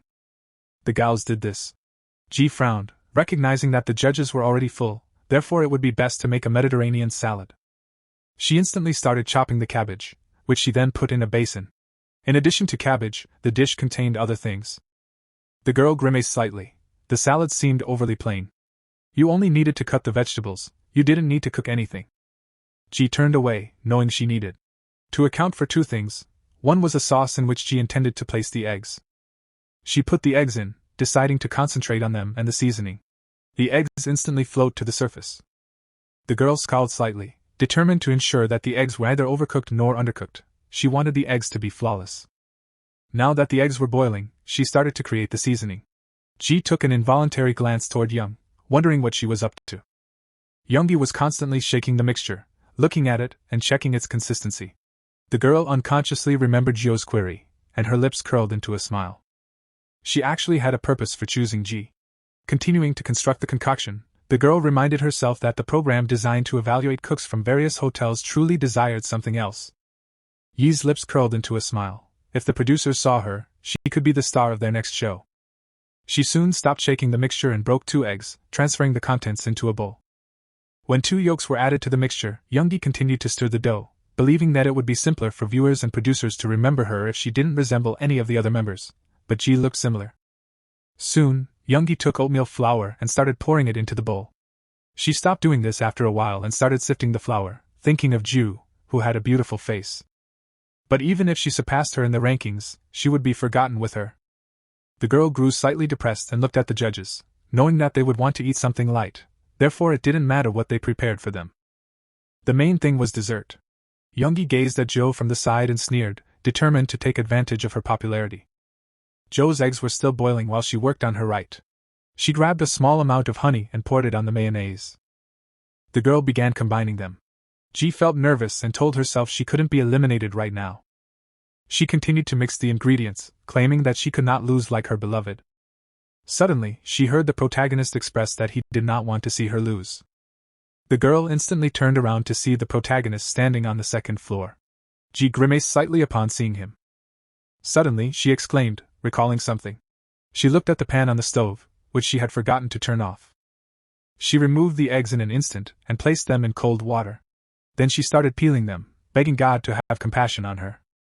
Soon, she placed the peeled egg and split it in half. The girl was upset when she saw the result. The egg had been boiled for far too long and hard. Looking at it, Ji began to consider ways to get out of the position. After making a decision, she broke the eggs and began shaking them, intending to crush them. She then placed the eggs on top of the salad she had prepared earlier. After that, she scooped up 1 egg yolk and crushed it before mixing it with the dressing she had just made. The girl then put the dressing blended with the egg into a saucer. Frowning, the girl decided to divide the salad into 3 dishes and sprinkle with basil on top. Ji breathed a sigh of relief as the judge proclaimed the end of time. Soon, she and Yoongi were in front of the judges. Jisoo raised his hand and asked them to present their delicacies. The females raised the lids simultaneously, revealing a Mediterranean salad with dressing and bacon-wrapped egg muffins. Jisoo laughed, realizing that the females had decided to make something light because they thought they were full. Manson smiled at the dishes. After inspecting the cupcake, he stated that the basis of an egg cupcake is often produced by splitting bread into bits, but these were baked and made using dough. However, despite the fact that the cupcakes were meant to be egg-based, they were coated in bacon. Youngie grinned while listening to Manson's words. 10 minutes ago, the girl was horrified when she looked about the nightstands and couldn't find the cupcake molds. The girl was disappointed to learn that others did not pay attention to baking, but she would have to come up with something. The girl thought about it and decided to do something. She opted to use a steel ring mold to bake the dough and eggs. Standing up, Youngie understood that wrapping everything with bacon might help keep things together. Now she smiled, delighted with her accomplishments. Yoonjun stood forward and asked if they might try. Manson considered it, then turned to his colleagues and offered to try the salad first. Jisoo agreed with him and pointed to the dressing. Ji advised the judges that it would be best to have the salad alongside it. Nunun poured the dressing and was relieved that it was thicker than expected. He soon placed the salad to his mouth and, together with Jisoo, swallowed it. Ji looked about uneasily. She scowled when she heard Yen mention she was slightly disappointed with the salad. The woman looked at Ji and explained that she had placed a half-boiled egg in the salad and then a hard-boiled egg on top.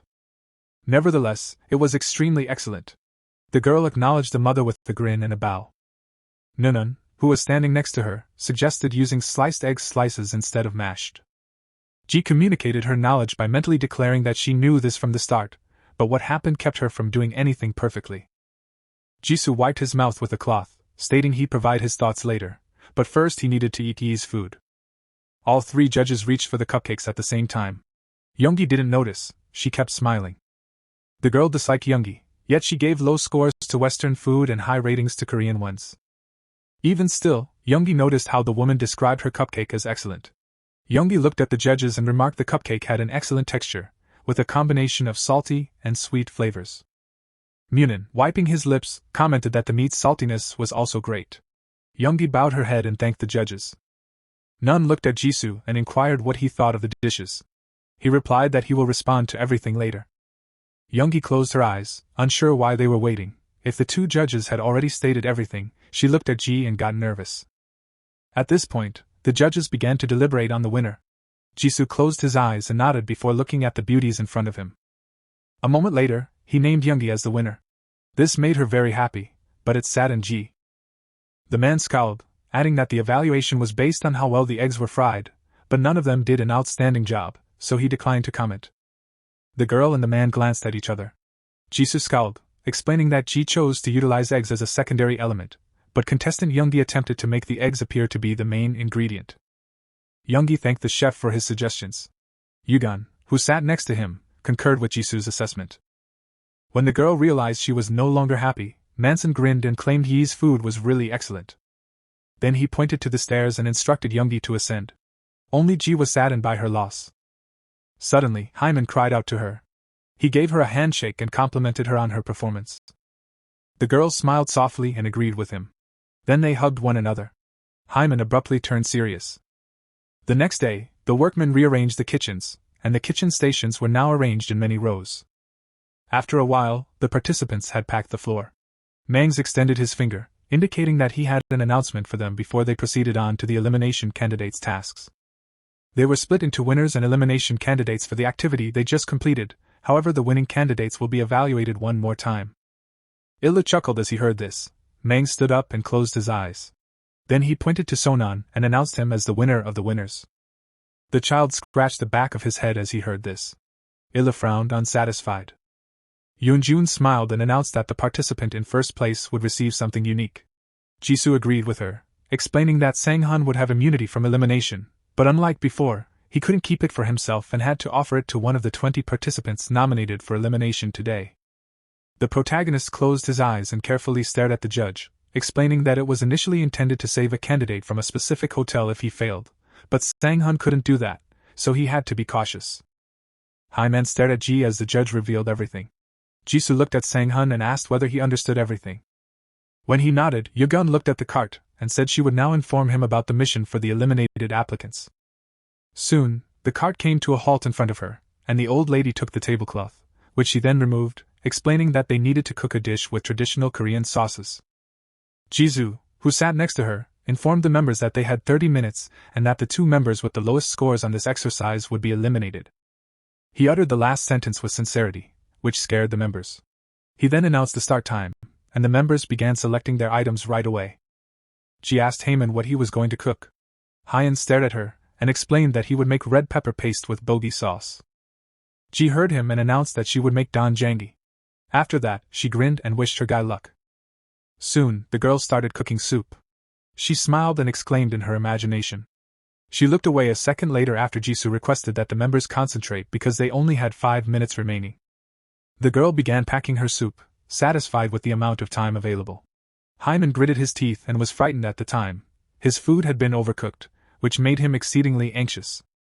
He clenched his teeth, aware that such mistakes were only done by beginners. Looking around, the individual realized that the others had made no blunders at all. Then he glanced at the stew Yunin had sampled. She grinned, claiming that everything was perfectly seasoned.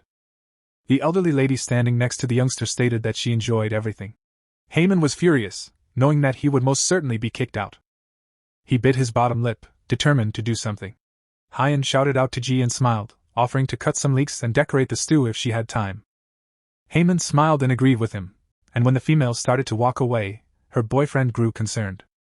He watched the female leave, then looked away to see the cameraman photographing another person. Dish. Then he focused his attention on the judges, who were casually discussing the dishes. The guy took the salt, mentally asked the female for forgiveness, and then put it into her soup. He smiled creepily. The hero held the onion and chopped it with a keen knife. The girl gathered the chopped green onions on the knife's blade before lifting it over the plate with the hot food and adding the chopped onions. She grinned as a drop of sweat ran down her cheek. Yoon-sung put his hands in his pockets and smiled, indicating that their time was over and that they should stop and remove their hands from the plates. Jisoo frowned, announcing that they would now begin tasting what they had made. Ji and Heyman wore red and white chef's uniforms. The heroes stood next to the tables, holding the prepared dishes. The boy grimaced and turned away. Steam rose from the girl's hot meal, which was adorned with finely chopped onions. Ji looked at the dish and smiled. Heyman raised his eyebrows at her. Yoonjun raised her eyebrows and approached, stating that she would try it. The man raised his eyebrows in astonishment and turned around, revealing that it was spicy bulgogi. Jisoo furrowed his brow and asked him to wait. A beef meal with greens was served on a white platter. The man extended his hand, asking if it was overcooked and whether he had served them charred food. Heyman grimaced and placed his hands behind his back. He smiled, explaining that he added soy sauce to the bulgogi alongside the red pepper paste, which darkened the hue. Yunin extended her hand, inquiring whether this meant conventional bulgogi rather than hot bulgogi. He massaged his chin attentively. The woman observed that the color of the dish had darkened. She cried in displeasure that his hot bulgogi was scorched, so she refused to eat it. The man said that it appeared they didn't even need to attempt it. Heyman raised his brow and gazed down, droplets of sweat flowing down his face. Jing furrowed his brows and pointed at the hero, wondering what was wrong with his countenance because he appeared depressed. Heyman looked at him and said it was all right. The guy furrowed his brow and glanced down, stating he hoped they would sample his food and enjoy it. The man scowled and looked at him with dislike. Jisoo folded his arms and offered Judge Mung a taste of it. The man lifted his eyebrows and grinned awkwardly, wondering what he was talking about. Mung wrinkled his eyebrows and glanced away, thinking that he didn't want to attempt it himself, and Judge Yunin had refused to do it, so asking her would be too much. So the man chose him. Yoon-sung smiled as he took up his chopsticks, ready to test the food. He grabbed the cooked beef and soy sauce with the tips of his chopsticks. The man brought the food into his mouth. Nanung grimaced and began chewing his food. He didn't turn his head to see if the meat was cooked. The color had been darkened by the soy sauce, but he just tasted bitterness. The hero scowled and looked at him. The man raised his eyebrows and pointed at him, claiming that as the hotel's chef, he was accountable for his dish. He should keep an eye on his own meal to see if it was scorched, or if he cooked it above the proper heat. His excuse was the worst he'd ever heard. The man was telling the guy that he should pray for a dish that was worse than his own, which appeared impossible. Heyman frowned, gritting his teeth. Jason slid his hands into his pockets and closed his eyes, motioning for the next person to pass. People strolled past H, frowning and staring at his food. The guy looked down, thinking he was ready for this. He didn't expect anything different, yet he wasn't the only one to fail. Hyman looked to Jason, who was speaking with Ji. Yoonjun pointed to the dish with one finger and gave a thumbs up with the other while gazing at Jisung, who was standing next to her. Nanung closed his eyes and lifted the spoon to his mouth. The man's eyes expanded as his brow furrowed. The woman closed one eye and extended her tongue. Jisung grimaced and clenched his teeth, focusing on the spoon in his fingers. Ji furrowed her brow and clenched her teeth as she gazed at the spoon in the dish she had prepared in front of her. The guy assumed he would lose along with her. The girl's eyes were wide open, and beads of sweat ran down her face. Ji and Heyman stood in front of the judges, who were seated on chairs. Jen folded his arms across his chest, stating that he was confident that they both understood why they were standing there. Both of their dishes were inferior to the other contenders. The guy furrowed his brow, looking ahead. The girl hid her hands behind her back, nervously furrowing her forehead and staring at the floor. Yunin scowled and pointed her finger forward, indicating that a contestant's dish was scorched. On the other hand, a participant used too much soy sauce and oversalted her dish. While it was not scorched, it was too salty. It felt as if a whole bottle of soy sauce had been dumped into it. The girl nervously tightened her teeth, thinking this was strange. She glanced at the floor, remembering that she hadn't even changed the seasoning after trying it. She puzzled how her sauce could be so salty. The problem was not. The onion Hyun furrowed his brows and glanced at the girl, subconsciously telling her not to be embarrassed because it was his fault. Before the competition with Yoongi, she gazed up to the second floor. The girl raised her head, looked at the chef standing on the floors above, and frowned, convinced that she was gazing at Sanghoon. Perhaps she had feelings. Again, this wasn't his first relationship, so he knew she wanted to get back together with him because he took the initiative. Ji-hee knitted her brows while looking at the floor, droplets of sweat flowing down her face. The hero smirked, believing that all he wanted was to boost his odds of succeeding slightly. The woman raised an eyebrow at them. Yoonjun raised her head, inquiring if they weren't in a relationship. Her lover had revealed everything during the interview. Jio glanced at her with amazement. The girl looked at Hyun, thinking it was apparent they were in a relationship, but they shouldn't have said it in public. Yunin furrowed her eyebrows and pointed her finger at the girl, asking if she was concerned that her partner would be expelled, which is why she purposefully added a lot of salt to her food. Jio frowned her face in terror and extended her palm in front of her, claiming that it was not like that, she would never do that. The girl froze and widened her eyes, wondering what Oppa had done. Jio looked at Hyun, who was standing next to her. Hyun frowned, assuming she had already figured it out, but he didn't care. Man furrowed his forehead, picturing Sanghoon and thinking that the most important thing he was concerned about right now was being spared from elimination. He kept his hands behind his back, believing that the protagonist's immunity card came with a condition. It wasn't the same as before. The protagonist needed to utilize it today to save one of the players. The protagonist scowled and glanced ahead, realizing that if he hadn't done anything, the person standing beside him wouldn't be Ji. He envisioned himself and the protagonist standing next to him beneath the brilliant lights, hands raised in excitement. Heyman believed that if this happened and Sanghoon did not use his immunity to save him, but instead saved someone else, he would be doomed. He grimaced and looked at the judges, thinking that this was a different circumstance. At least he wasn't guaranteed to be eliminated. Ji-hee widened her eyes and looked down. The guy had an idea that no one else did. Only Sunan knew Ji was his ex-girlfriend who had dumped him. The girl's eyes expanded and her brows rose, staring at one point. Heyman furrowed his brows and smirked smugly, wondering if this meant he had a better chance of avoiding removal. Jason raised his brow, asking Judge Mong, who sat next to him, whether he had anything to say. The man put his hands in his pockets, claiming that he had spoken everything he intended to say earlier. Jason closed his eyes, stating that in that scenario, Member Sunan, who possesses the ability to save a member from elimination, should approach them. The protagonist smiled as he walked down the stairs toward the rest of the crowd. The guy stood next to Ji, and the girl cast a glance at him. Jisung furrowed his brow, explaining that he needed to determine who he wanted to save from elimination. Sunan interrupted him and stated that he had something to say. The male lead lifted his eyebrows, indicating that he had something to point out. Heyman raised his eyebrows at the male lead. Ji furrowed her face in terror and opened her mouth. The judges stared at him carefully. He simply unfolded his arms.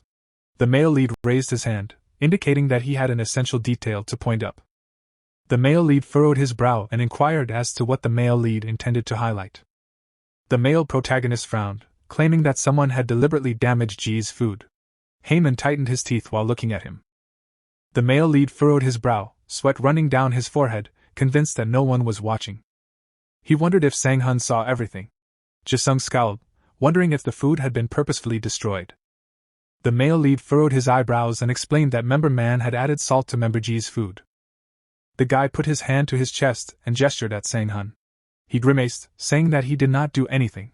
The person was being accused without evidence. Yunan frowned and poked her finger at him, wondering what he was doing. She instructed him to stand still. The woman observed that if it was the case, she could see why Member G seasoned the food in that manner. Yunan opened her mouth, wondering if the male lead had any evidence, or if he was simply a witness. Sunghoon raised his eyebrows, claiming that he had evidence, and was certain that it had been captured on the camera that was filming the judges. Jisung frowned, turning to the producer and demanding to watch the tape. The person glanced at him and said there would be no problem. The hero with the camera approached and stood between the judges. Jisung lowered his brow, remarking that it was fashionable to watch in the corner as Member Man poured salt into Member G's meal. The girl scowled and stared at him with displeasure. The hero clenched his teeth and turned away. Jen folded his arms across his chest, claiming that there was no need to look anymore because they were chefs from the same hotel, and he wrecked. His co-worker, Dish, was truly the worst of the worst. The man pointed at him and yelled in dissatisfaction, claiming that he had ruined not only someone's dish but also his hotel's image. The hero furrowed his brow and lowered his head. Nanung turned to Judge Jisung, who gazed at him. Nanung grinned and asked how they could rate the food because salt had already been added. They tried. He claimed that if participant man had not intervened, the girl would not have been at the bottom either. Ji furrowed her brow as she gazed down. Jisung folded his arms across his chest, realizing that the dish had been spoiled due to man's intervention, but he didn't want to overestimate participant Ji's meal. The man looked ahead with dissatisfaction, believing that there was no more room for the Priya Hotel in this competition. Jason turned aside, knowing it would be a major error to overrate her food right now. What Judge Mang said was correct. Nonetheless, he was confident the man was already exhausted from today's program. Except for Sunghoon, he didn't want to overrate anyone else. Yunong gave the man a smile. Jen looked at the woman seated next to him, expecting Yunwon to object, but he didn't need to worry about her because he and Munsang had agreed on this. The judge mentioned the evaluation of Member G. The girl raised her brow, staring ahead. The man mentioned that they would leave at AIS. G's eyes widened with amazement. Jisun gestured at them, wondering whether they were a couple and why they were bringing their personal troubles into the kitchen. The girl lifted her brows and opened her mouth, preparing to object. The man interrupted, asking if she was a lead cook under a SE chef, like him, who couldn't even make a simple dish. Then how could she possibly learn? Jisun pushed his hand to his chest and knitted his brows, claiming that even if he hadn't damaged her meal, it would still have been the worst, which is why they wouldn't re-evaluate it. Ji-hee widened her eyes and looked down. Yunjun folded her arms and closed her eyes, claiming that she knew what the food was supposed to taste like because she had experienced it previously. Therefore, she highly advised reconsidering her decision. However, involving a love conflict in cooking was not recommended. The woman glanced forward, stating that she had no wish to reconsider her dish. Ji tilted her head, enlarged her gaze, and knitted her brows. Noonan closed his eyes, stating that if that was what the judges believed, his opinion was irrelevant because the most important item right now was participant Sunghoon's immunity card. The male lead lifted his brows and held his hands behind his back. Mung arched his brow and smirked before turning to the male lead and asking who he had used his immunity card on. Heyman furrowed his brow and looked down, a drop of sweat streaming down his face. Ji-hee looked down, dejected. The male lead furrowed his eyebrows, perplexed as to why the judge stated, used, rather than his, which caused his eyes to widen, as if the male lead had already made his decision. Sunan raised his eyebrows, explaining that he used his card on someone who was not present in front of the judges. The girl and boy's eyes widened in amazement. Jason folded his arms and closed his eyes, stating it appeared like Sunghoon used his immunity card on someone who had positive ratings and was not now in the bottom two. Heyman clenched his teeth in annoyance, grimaced, and glanced aside, recognizing that immunity was already granted prior to the elimination candidate's task. A bead of sweat went down Heyman's unsatisfied face as he looked at the protagonist, wondering what the objective of his actions was. Then Jiyoung folded his arms and addressed Ji-hai and Man from the Priya Hotel, informing them that they had been removed from Top Chef. They thanked them for their efforts. The girl looked down, dejected. Heyman gritted his teeth and tightened his fists. The man opened his mouth, stating that they were finished for today. He sat on a chair next to Mang's and said they'd see each other tomorrow. It was a good job. The lights shone brightly through the big building's windows. There was a full moon in the night sky. The protagonist grasped the girl's wrist. Heeman scowled and asked Ji to stop. He could explain everything along the way. The girl frowned and told him to let her go. Ji yanked her hand away from him and dragged the suitcase behind her before she could complain. The man reached out his hand and shouted her name. Heeman scowled, instructing her to take the bus and asking where she was going. Ji grimaced and clenched her fist, then moved fast forward. The room number on the door was 312. The girl grimaced regretfully. She clenched her fist and knocked. Behind the door, on the balcony, stood the man. Ji scowled uneasily, a drop of sweat trickling down her cheek. The protagonist's face was dismal, and he bowed his head.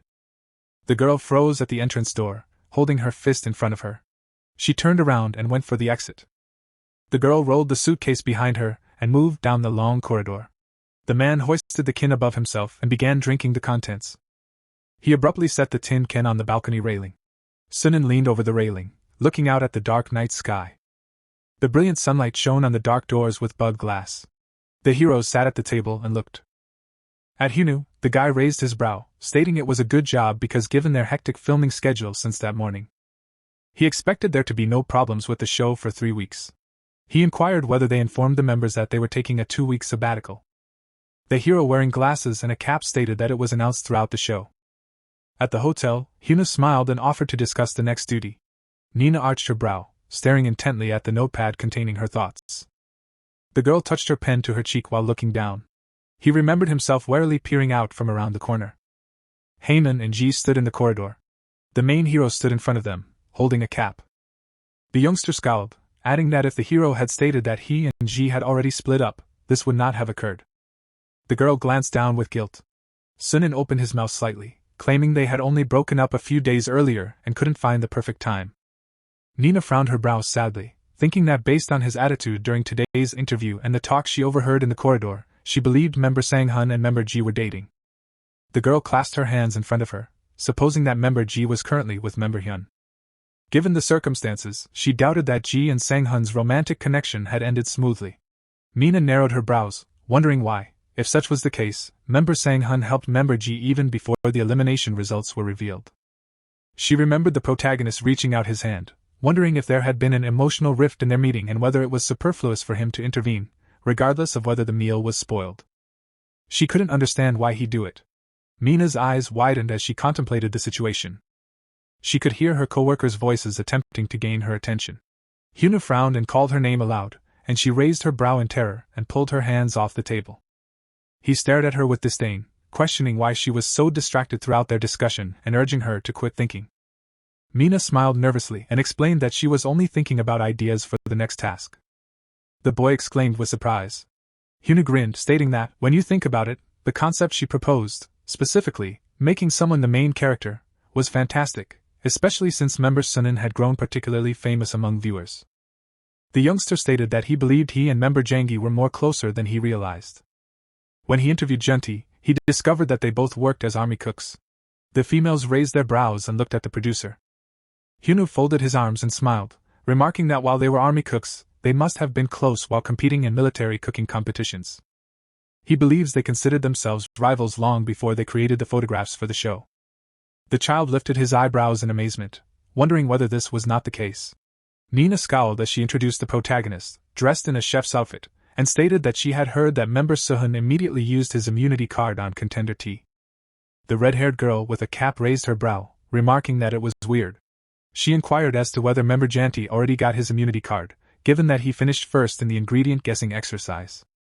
Hyunwoo scratched his chin thoughtfully and closed his eyes, saying it appeared like member Sunghoon blamed himself for member Jangi's impending elimination, which he discovered after reading the protagonist's resume. Member Sunghoon used to work at the Mongdong Hotel, where you now work. He introduced both the protagonist and the man smiling next to him. The protagonist's eyes widened with amazement as he looked at the producer. The man took up a piece of paper and inquired whether this hotel was listed second on the list. The person acknowledged this. Hyunwoo wiped his hands and glanced down, stating it was only a guess, but he didn't think member Sunghoon had fond memories of his time at the Yeongdong Hotel because he hadn't worked there long and didn't appear to be close to the Yeongdong members. Mina widened her eyes and gazed at him. Hyunwoo extended his palm and raised his brow, adding that because the hotels had produced the members' resumes, it couldn't be helped that their job records were included. But member Sung personally approached him and asked him not to mention that he worked at the Yongdong Hotel. He recalled how the male lead bowed before him. Id frowned, and the producer said that member Uni must have known they were linked, which is why he chose member Ilu as his opponent. The man extended his hand and asked if he did it because they were friends. Hyuna raised his eyebrows, indicating that it was conceivable. He simply stated that it was his guess. If not for that, then perhaps because member Uni had a strained relationship with the Yongdong Hotel. The producer clasped his hands in front of him, indicating that no matter what, member Suhin felt responsible for member Uni's potential elimination, so he used the immunity card on him. At least that was his theory. Mina raised her brow, gazing at him. The red-haired girl clutched a piece of paper in her palm, stating that regardless of the reason, she was delighted he used the immunity card on him. If one of the two members they portrayed as competitors was eliminated, the entire image would be shattered. The heroes offered unspoken support. Hyuna closed one eye, picturing the frowning judge and thinking, even if it wasn't. Sanghoon believes Yunti would not have been eliminated. Thanks to Judge Jaisa, he turned around and talked to Mina, who was sitting next to him. He extended his hand and said, "Member S." Hun's narrative had grown in popularity, and he wondered whether there were any plans to continue it. The timing was ideal because Mun's mother was in the hospital. Nina raised her eyebrows in puzzlement, repeating his words in amazement. Hyuna folded his arms and closed his eyes, stating that there was a little period after the morning mission when families may meet with the members, and it appeared that Si-hoon's family had also arrived. Na frowned, recalling the happy woman who had expressed a desire to meet her son, of whom she was extremely proud. Hyuna raised his hand and told the girl that he didn't know the full specifics, but there was an incident in the corridor, so she was sent to the hospital right away. Sunin contacted with today, informing him that he would be heading to the hospital on his day off tomorrow. The producer raised his index finger and asked, "How about filming it in the hospital like last time? There would be more tension, so the picture would be cooler?" Mina pursed her lips nervously and raised her brow, saying she didn't think it was a good idea because the viewers would probably get bored watching the same scene. Hyuna closed his eyes and stroked his chin thoughtfully, acknowledging that it was true, he hadn't forgotten about it. The guy suggested that they look for a better option than filming in the hospital. He asked Sui to give some further ideas based on member Jang's tale. The girl grinned, agreeing with his statement. Hyuna furrowed his eyebrows and averted his gaze, stating that they needed to complete the concept for the next job and summarize the meeting's outcomes. The heroes agreed to his proposition while the others at the table were busy debating something. Mina froze, her eyes widening. The girl knitted her brows, thinking about Onyu. They were boarding the train, and individuals with bags were approaching. The sign marked the fifth path to Wa. The protagonist boarded the train and slumped down hard in his seat. S, who had knitted his brows and nervously pursed his lips, opened his mouth wide and raised his brows, wondering how this could have happened. The protagonist was in the room, his cap resting on the bed. He held the phone to his ear, questioning why his mother was in the hospital when the girl stated that she was all right. Mina furrowed her brows unhappily and closed her eyes, claiming that she was fine when she was rushed to the emergency room, but her condition deteriorated, and she was admitted. She explained that such news would have startled him too much. During the mission, the protagonist frowned and stated that she should not have been concerned. He asked where the hospital was. Mina said it was at Wanu, which was a large hospital not far from Pongchang, so it was easy to go here. Sunin stood outside the window, palm on hip, and said he'd come tomorrow morning. The man closed his eyes and furrowed his brow, reflecting on how his mother had been admitted to the emergency room and how long it would be until payday. The protagonist glanced out the window, choking, and wondered if he might request an advance from the hotel. He believed he would be doomed for being a guy with no sense at all. All of the girls smiled and apologized for bothering him. She inquired whether the seat next to him was taken. Sunan furrowed his eyebrows in astonishment and turned around, indicating that the seat was available. The guy's eyes widened, and the hero's mouth dropped open, astonished to see the playwright there. Na grinned while staring at him. The bus was traveling down the highway. Sunan leaned on his fist, gazing out the window. Na gazed at the screen of her phone, apprehensive. They sat close to each other, obviously uncomfortable. Finally, the girl turned to Sanghoon and informed him that his mother had been hospitalized again. When the guy heard the question about traveling to the hospital in W since his mother was there, he glanced at the girl surprised. He agreed and questioned what business the female had in Wa. Mina smiled tensely, contemplating what business she may have there because she couldn't say she was stalking him since she suddenly became concerned. She finally responded, stating that the institution she attended was in Wa, and because it was a holiday, she had planned to meet with her professor. Sunghoon stated that he must be her previous teacher because she had to meet him in person. Mina hesitantly agreed to this. She glanced away, unsure what she meant when she mentioned the professor, for while she had attended a university in Wu, she had dropped out and had no recollections of it. Sunghoon stared at his neighbor with interest, but he felt awkward since he didn't know what to say. He remembered what they talked about throughout the show's interview. Back then, the girl looked over her notes uneasily. That time, he asked a little harshly whether he may go after the questions were completed. Na gripped the papers, and her countenance clouded. She asked that the recording be stopped. Mina turned to the person and asked him directly if he had met member So-ji. Sunghoon inquired again, surprised, but Mina felt embarrassed asking the question again. She attempted to explain that she had purposefully overheard them in the. Today, Sunghoon insisted on knowing if this was an official interview or a personal question. Na hesitated and verified that the question was personal. Sunghoon frowned, put on his chef's hat, stood up from the table, and prepared to depart. Mina attempted to stop him, but he asked whether she was truly that curious as to halt the conversation right now. Mina instantly came to a halt and apologized for her overzealous inquiry. Sunghoon said, without turning to face her, that he would depart once the interview was complete. Mina watched him go uneasily. Sunghoon thought about the situation. Mina suddenly realized that he wanted to say something.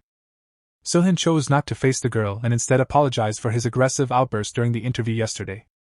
Mina glanced at him silently and smiled with relief when the bus declared that he was fine, since she was the one who needed to apologize. Finally, the bus arrived at Wu.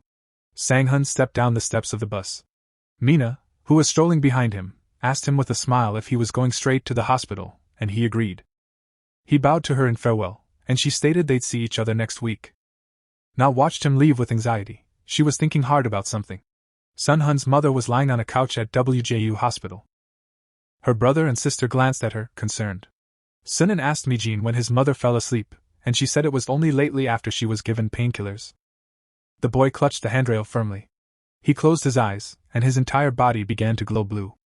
He had a flashback of his mother screaming in pain, the doctors fussing over him, and his sister crying in fear. Everything went quiet when the medicines were administered. The physical pain of his mother was mirrored in the mental pain on his face. Later, he and Mayan strolled down the hospital corridor.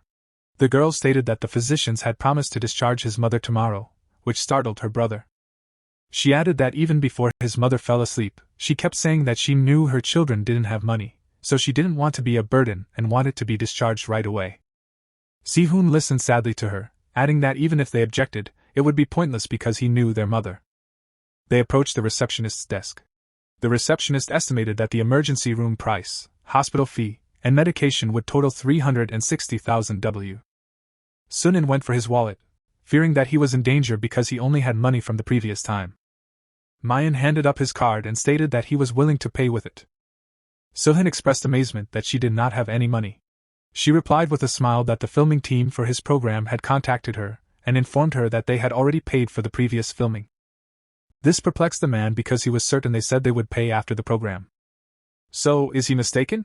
The girl looked at her phone screen, which had a message from her stating that they had transferred 400,000 W for her participation in the previous filming. She grinned, staring at the phone.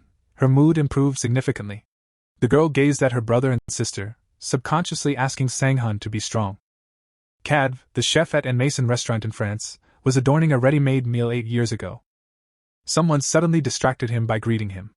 The man initially had no idea what was going on, but after viewing the guest, he understood everything. Donggak, Suhun's father, stood behind his son, saying they hadn't seen Cadv in a long time. He smiled and asked her how she was, because they had come to France without notifying him, to which Donggak replied that he was on his yearly gastronomy trip, before praising his good Korean friend. Kav inquired about the young man next to him, to whom Donggak introduced his kid. Kav invited the master to sit at the table, and he would bring them food. After a while, a delicious-smelling soup appeared on the table. Sunghoon took a serious look at the plate. Cadv softly inquired whether Sunghoon was feeling well, to which Donggak said that something had happened to him at the Mongdong Hotel. The guy stated that his son was concerned about the direction of the culinary sector owing to the prevalence of workplace violence, to which Cadv responded that chefs must wield knives and fire as if they were fighting to cook for people, which is why he was in such a bad mood. Donggak closed his eyes and stated that he wanted his son to be an amazing chef, but if he did not want to, nothing could be done. Cad stared at the boy with sadness. He suddenly decided to turn to face him. Cov gave the boy a business card. Sihun was told that if he wanted to cook again, he could learn from him.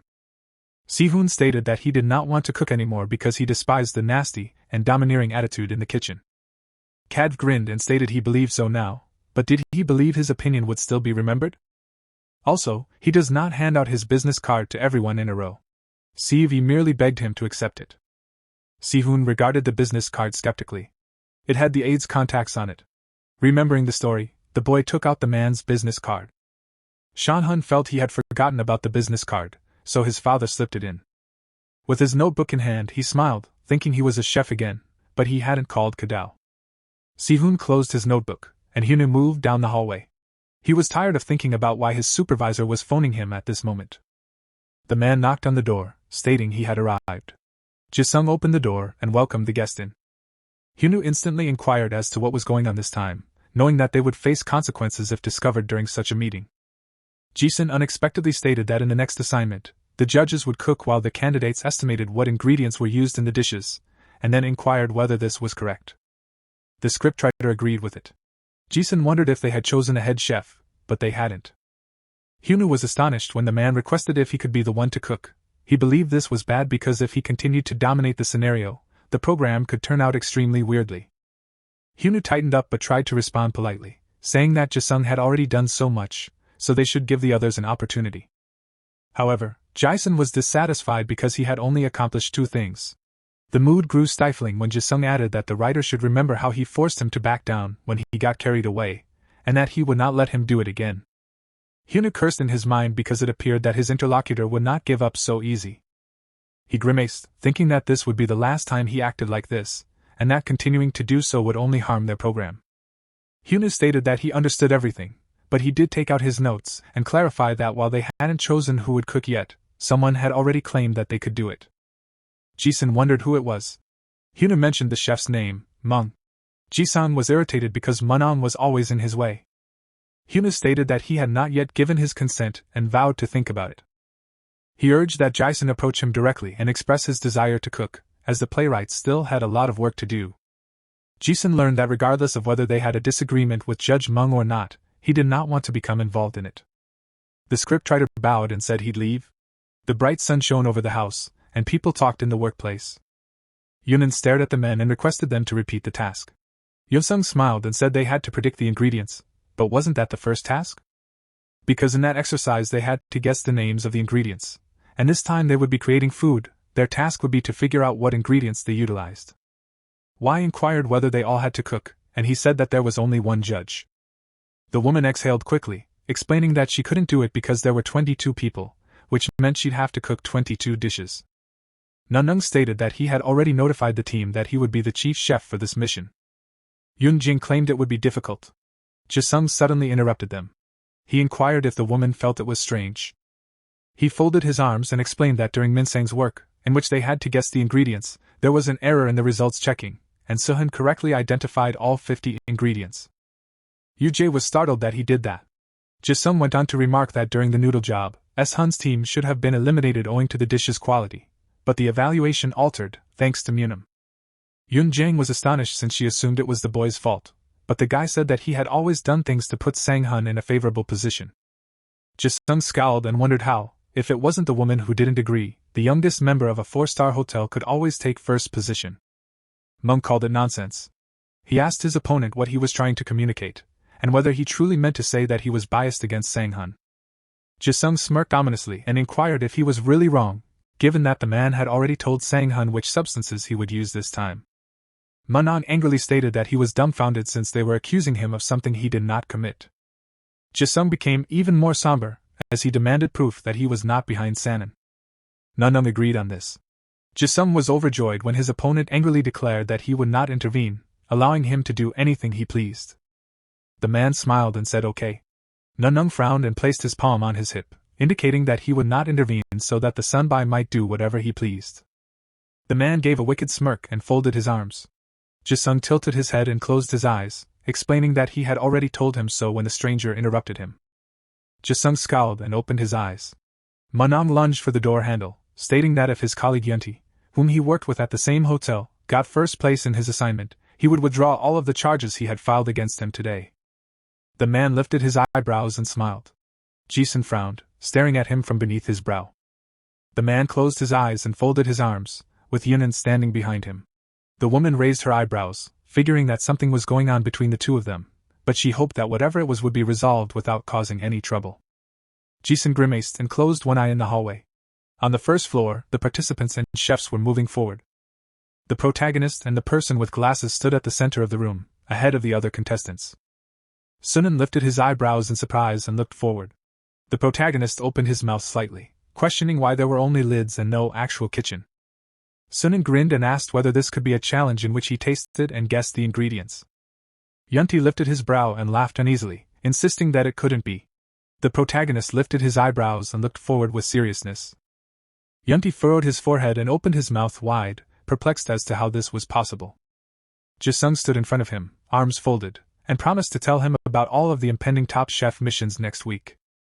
The man furrowed his brow, a drop of sweat running down his chin, and inquired whether the chef would face any repercussions for disclosing this information. Jisung frowned, saying he didn't need to worry about it. In any case, all of the participants from the top 10 hotels would receive this information, not just the individual. The man looked at Yun, who was standing in front of him, and said that even Jai, who would be joining him, had concluded her mission preparations, so it was time for him to start as well. Wai furrowed his eyebrows, wondering what would happen to the contestants who were not in the top 10. Jisung frowned and peered at him from beneath his brow, wondering why he was even thinking about them. The guy scowled and looked at the cook with displeasure. The man pointed at him, implying that he had misunderstood something since Best Chef is more than just a competition.